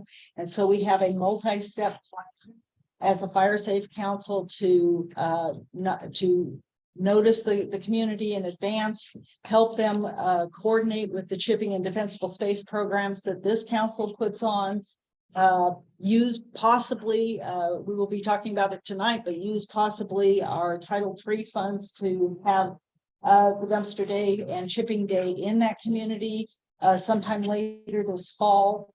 Our Pioneer Fire is going to help us at a community meeting with the vice chair of the council next month. So the notice keeps getting out to folks, and we keep prepping them for this event, and that it's not a bad thing, that we recognize this is a one way in, one way out community, and we need to help them be as safe as we can in the event of fire, and that nobody here is out to get them, but let's if we ease them into it and we have multiple opportunities to discuss with them what the program is and why it's important and how we can help them, we hope that we can make the actual inspections that go on next spring much easier for everybody. So we're really excited about the cooperation that we saw yesterday at the coordination meeting, and we will be working forward on this process. Thank you, Janet. Let's see, let's go with Angel, and we'll go back. Oh. That looked right past you, Ernie. We'll get everybody. We'll get everybody. Hi, Angel Balls, driver. Council. Couple of things I would like to report on. The first thing is, long around early May, Mountain Enterprises was in our.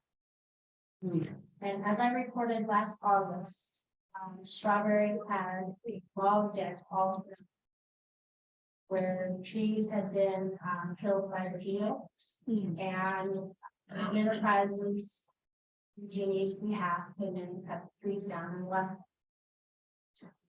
In early May, one of the homeowners approached Mountain Enterprises, conversation with them, talking trees that are 42 inches around, left everywhere.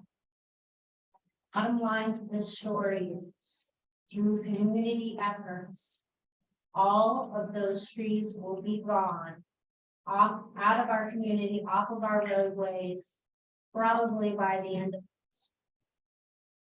And it's a huge thing. Community this year, ACRT, the contractor for PG&E, came back and marked more trees. And of course, conversation about wood removal, property owners. So what we decided to do as a community is we refused the work. And now all of a sudden, PG&E is going to remove all of it.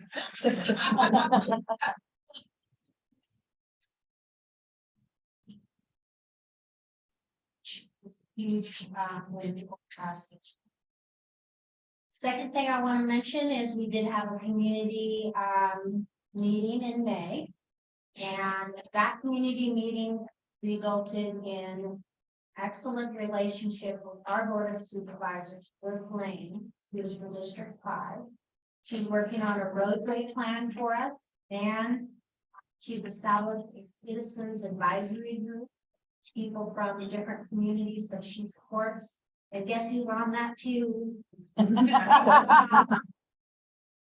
Also want to mention my friends at Greenstone Fire Safe Council shared their application for Firewise, and I sent that out to our community. We're pursuing Firewise status. I have 4 defensible space audits, assessments to do this year, and oh yes, we worked with Bear and had a great time. Thank you. I think it's great. It's a great thing. We were the ones that had the kids spill the drink on the puzzle. So they great for that. We cleaned it up well, though. Shouldn't have been.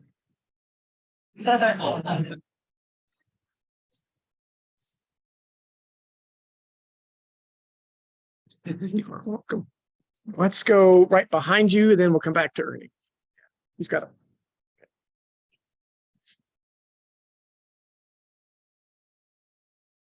So.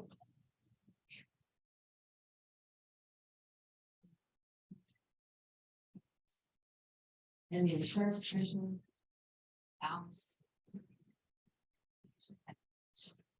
Patient. Right, some, we had animal control, we had emergency radio. It went off very, very well. I was very happy that attended. And the fire simulation table that El Dorado County put up was really a big hit. Good. Fire groups area and how they set that. So big hit with everybody. Really great news. Firewise USA application was approved for Greenstone. So I'm happy to share.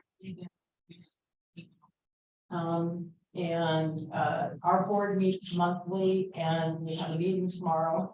So We're gonna get our next steps in order and what we're gonna do for. That's about all. Thank you, Janine. All right, let's come up to Ernie and then I'll grab Sherry online.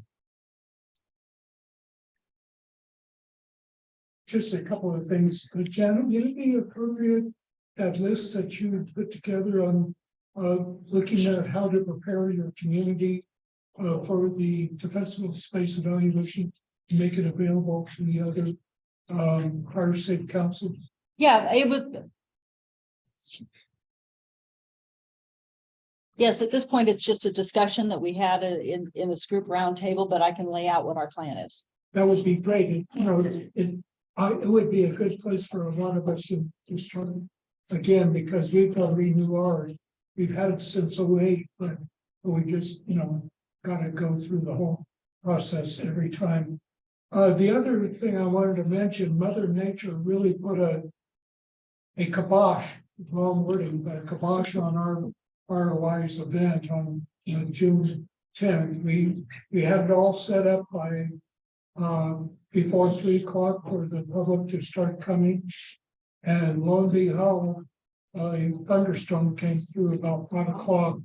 Lightning was striking within a short distance of it. The winds were horrendous. It blew over some of our displays and got everything soaking wet. So we had to cancel it, but Mother Nature sort of took care of keeping Grizzly Flat wet for another week or so. Thanks, Ernie. That weather has been wild. Sherry, you have your hand up. Yeah, thanks. I just wanted to report on some grants that we had received previously. One from USDA. Oh, I'm echoing, sorry. I'm not sure why. One from USDA NRCS with that project has been performed by Joe Garrett. We're going to our last green belt of the 108 acres. We are really, really grateful they were not able to complete the work in 2022 because the storms from this last winter really put a lot more on the ground for them to clean up. So worked out really great. And a lot of these grounds and our residents are just thrilled to have that work done.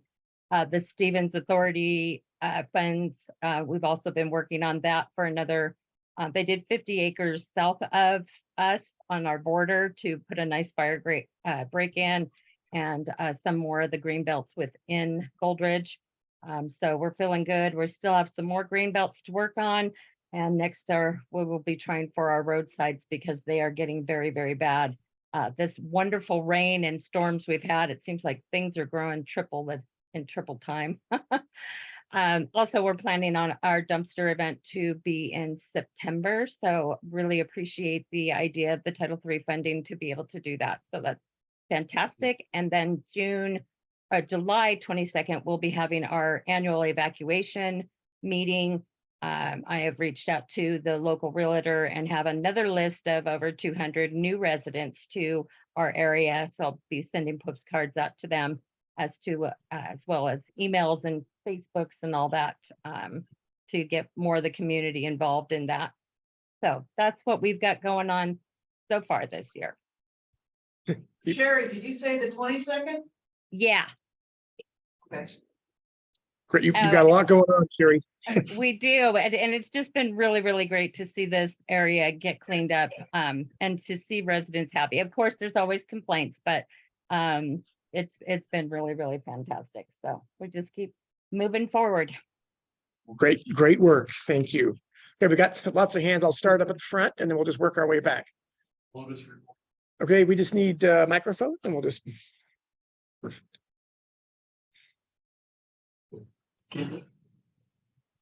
Just have to hold it down for a second.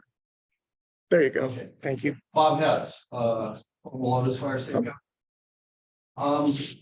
We've been super busy. And I gotta really credit Deb Cruz and Kirk Wright from our board, who just been working their butts off on the $705,000 roadside fuel reduction grant we got.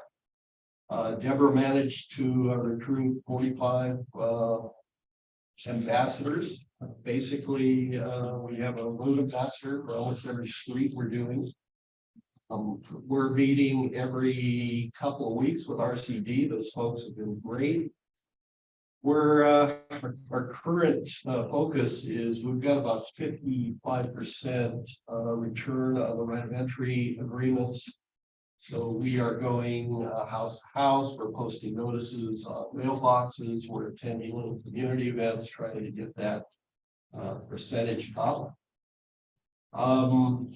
This may be old news. I haven't attended one of these meetings in a few months, but we did annex the western part of Derby Estates and also another community along the river, called Riverwood. And I was pretty involved myself in the CWPP for Derby.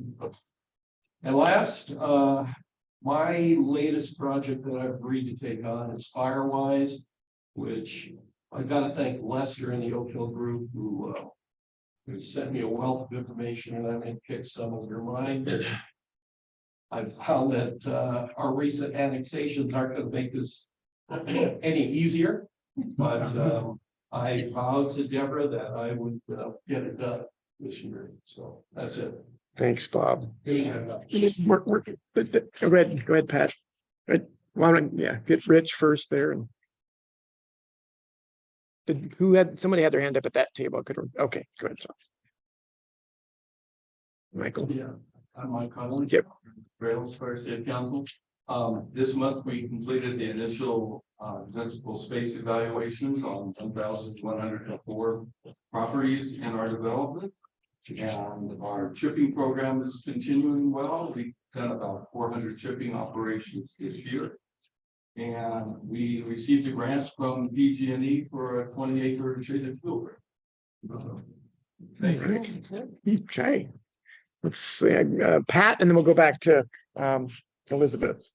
We'll get everybody. Don't worry, we'll get everybody. Lots going on. Two sad news reports. One is last Friday, we had a significant structure fire that burned down one of my neighbor's houses. Unfortunately, it was vacant. He was doing renovations in there. They suspect some kind of electrical problem. The good news, I think, from that was Channel 3 had a helicopter in the air and they were doing reporting.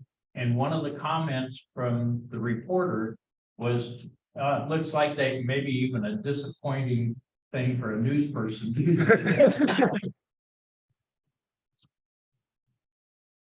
And so the fire didn't spread into the vegetation and threaten the rest of the community. And I think that's a major selling point for us in our grants. That yes, create defensible space to protect your home from a wildfire burning into it, but also it protects, as witnessed by this event, the community from a structure fire igniting a vegetation fire. So that was kind of a lesson learned. Number two is the other sad news is Ken Hasse, who was the chair of the El Dorado County Fire Safe Council for a long time, and through some pretty difficult times, we nearly dissolved. And he created the business plan model that we currently are using or morphing is the volunteer thing, and it was successful as witnessed by all of you. His wife passed away just last 2 days ago, and his health is deteriorating. So kind of a sad note. Nancy was certain, and Ken were certainly a major part of Logtown Fire Safe Council and got it really going. And then he stepped into the County Fire Safe Council and dumped the Logtown thing on me. Good. A sad work, but end of story. Thanks, Pat. Oh, well, just a little bit for the cesspool of knowledge. The Public Resources Code 42.9 was actually written for the exact reason that Pat talks about. It's not to, it wasn't written originally to protect homes. It was to protect the wildland from structures igniting. So again, it was this a proof in point that the law that goes back decades was looking at that. Elizabeth Sandridge.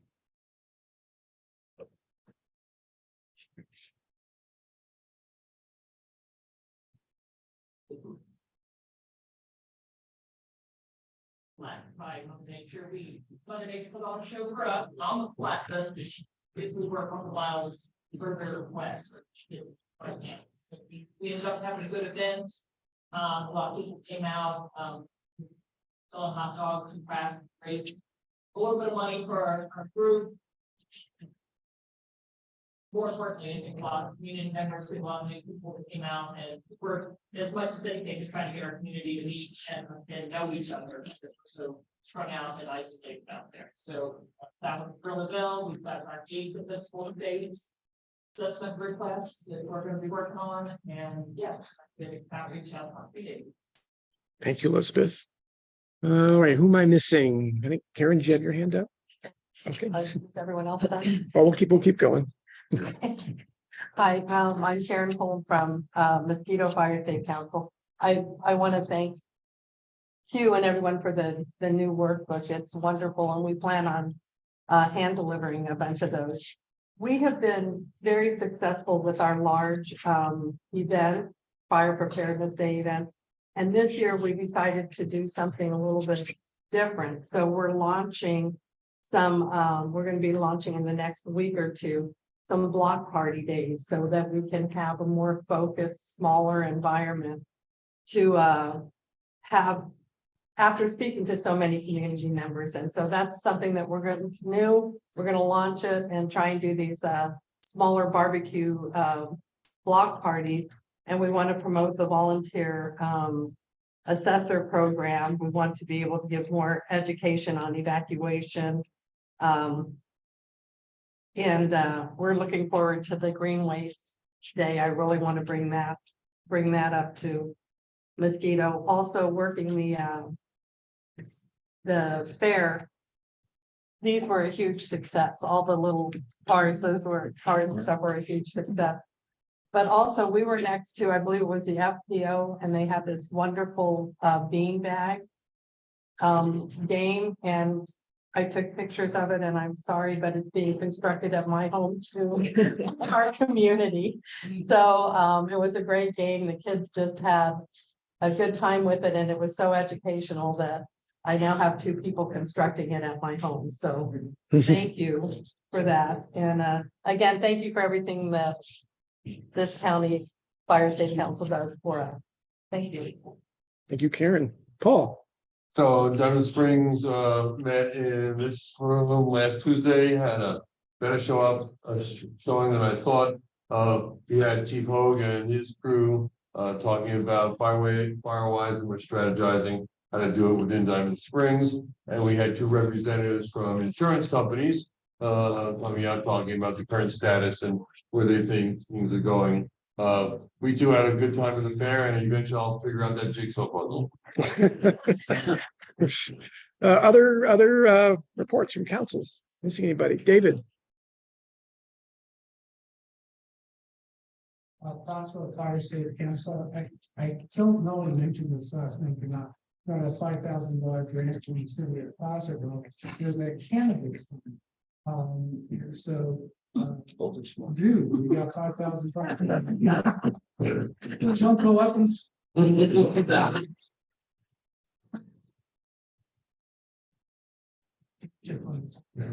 Oh, that's close.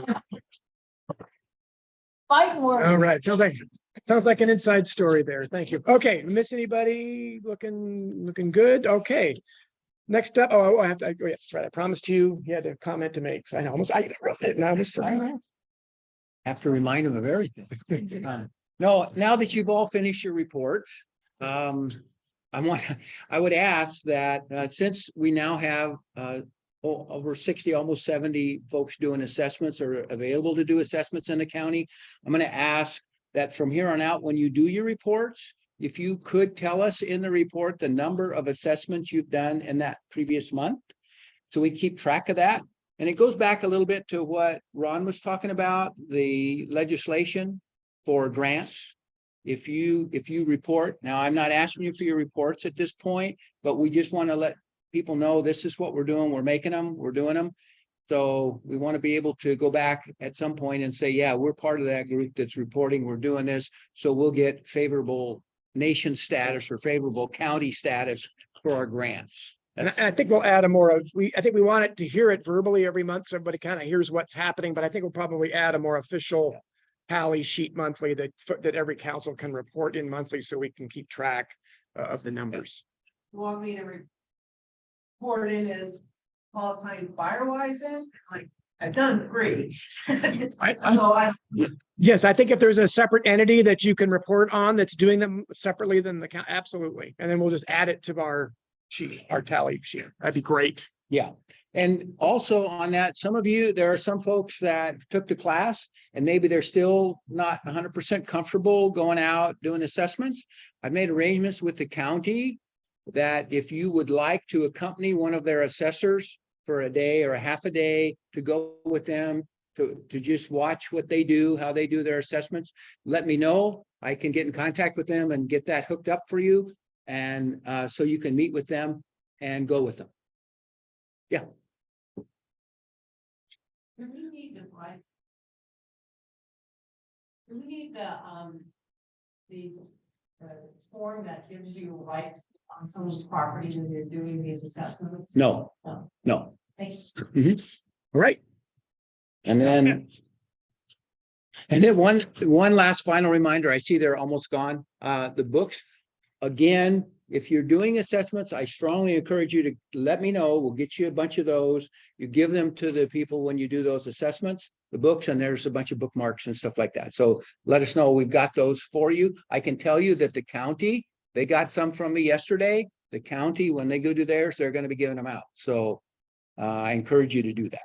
And if you're just an individual council that wants to have a supply to Yeah. give out at meetings, see you, we have let those us know. available for you there too. They do no good. They don't do us any good sitting in a closet. That's right. And plus, they're taking up room. All right. So next up, 11C, the biomass working group, Chris.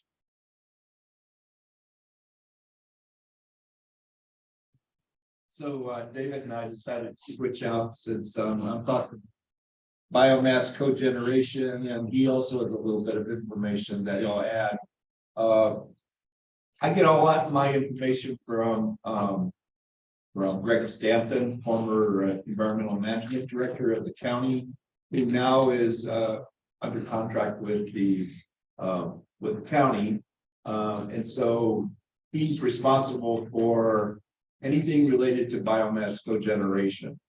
Now, so far, which David will speak to, they're engaged and also equally involved. My report. If you look at the notes from last meeting of my report, the Board of Supervisors, in this case, Lori Parlin from District 4 and George Turnbull from District 2, we're going to go up to Plumas County, and they were going to go see the Indian Valley Wood Innovations plant. They ended up going up there, I believe around June 8th with a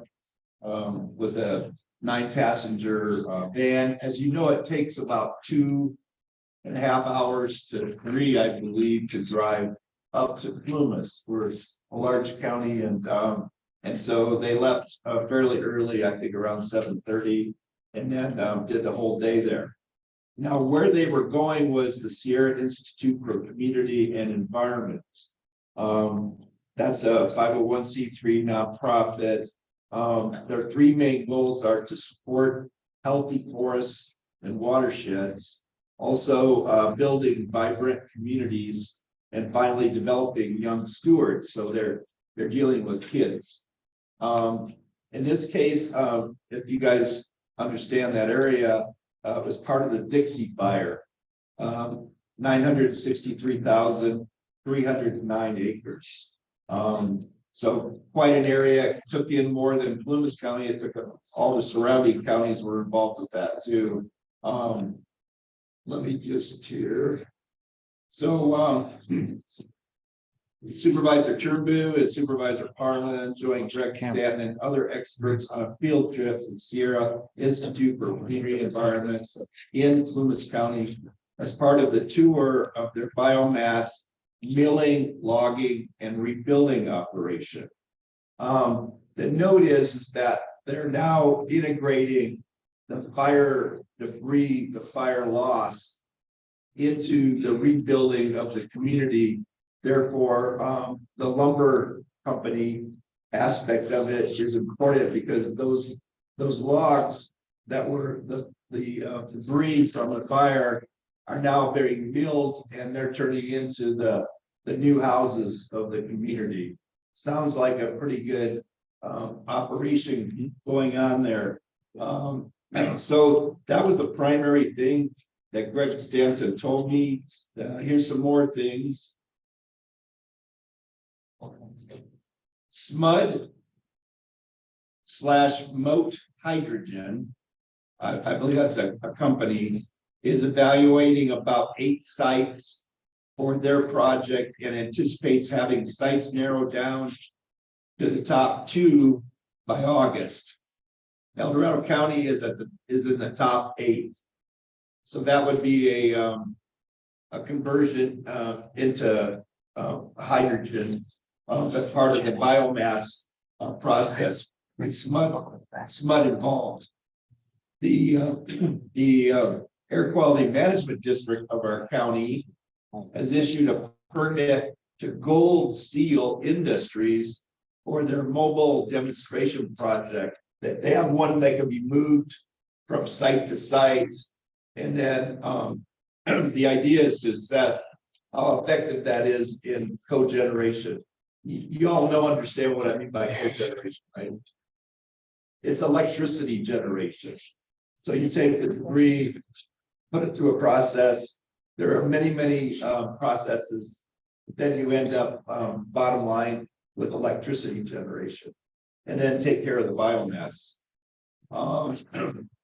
Discussions are still ongoing with SPI regarding the Camino site and also the biomass ad hoc and the CAO staff. That's the county office, chief administrative office, will be meeting with the owners next month.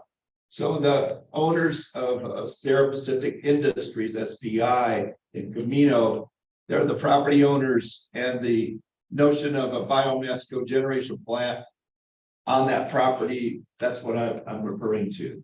So those are the highlights. There was about 5 or 6 things, and I'll turn it over to David. Thanks. I like the order that we put that in session. So far, there's 2 Zoom meetings tomorrow. At 11 o'clock, there's a biomass meeting, and at 1 o'clock, there's a landscape vision meeting. And if you want to attend by Zoom, send me an email today.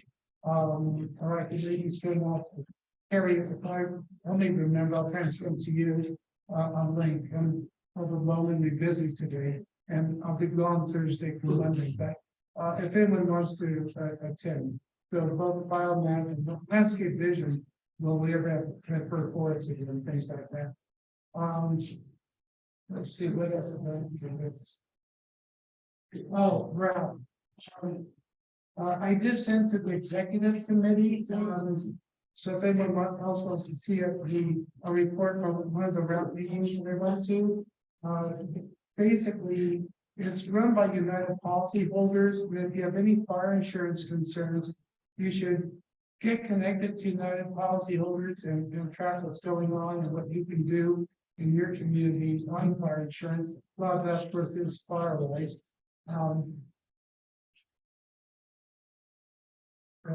Probably about it. Great, thank you both.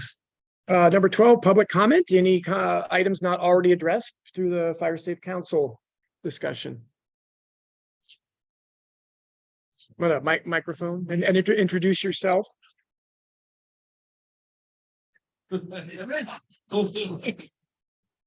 Stereo.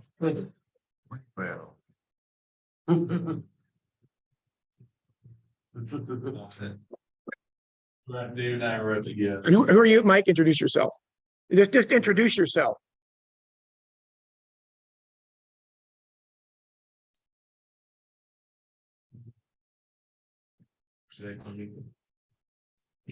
And was it Mary from the Farm Bureau? You keep going, I'll pull up the. There's a gal from the Farm Bureau that newsletter every week, she calls legislative issues, community issues, and she's very, very much like to engage the Fire Safety Council and actually all their content on a weekly basis to all of the members of the Farm Bureau and 40 other key influences in her life that she has on that list.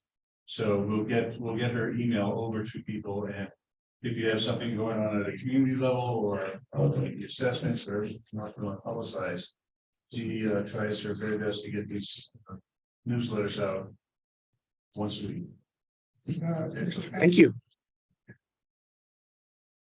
County is incredible, and so it's a great one to publicize anything you want to say about your fire safe community. That's great. We'll link up. If you get the email, Mike, we'll make sure we link up with Alice and the rest of our group. All right. Outstanding, David. Thanks, Mike. Any other public comment? Please keep it short. Chris, recognizing we are at 11:50.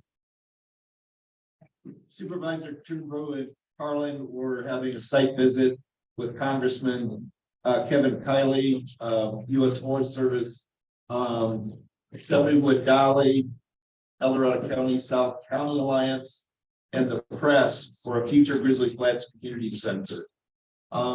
They had a wonderful meeting. It looks like it'll lead to a Grizzly Flats Community Center, which, as you know, will be important to the community of Grizzly Flats. Bernie, you can attest to that. Thank you. Thank you. Their public comment. All right, seeing and hearing none, our next meeting will be July 19th, right here. Have a great and safe month. Thank you all for attending. Meeting adjourned. Ready? Can I get some rules and I'm ready to do that? Some what? To roast meat of them. Well, yeah, how many want?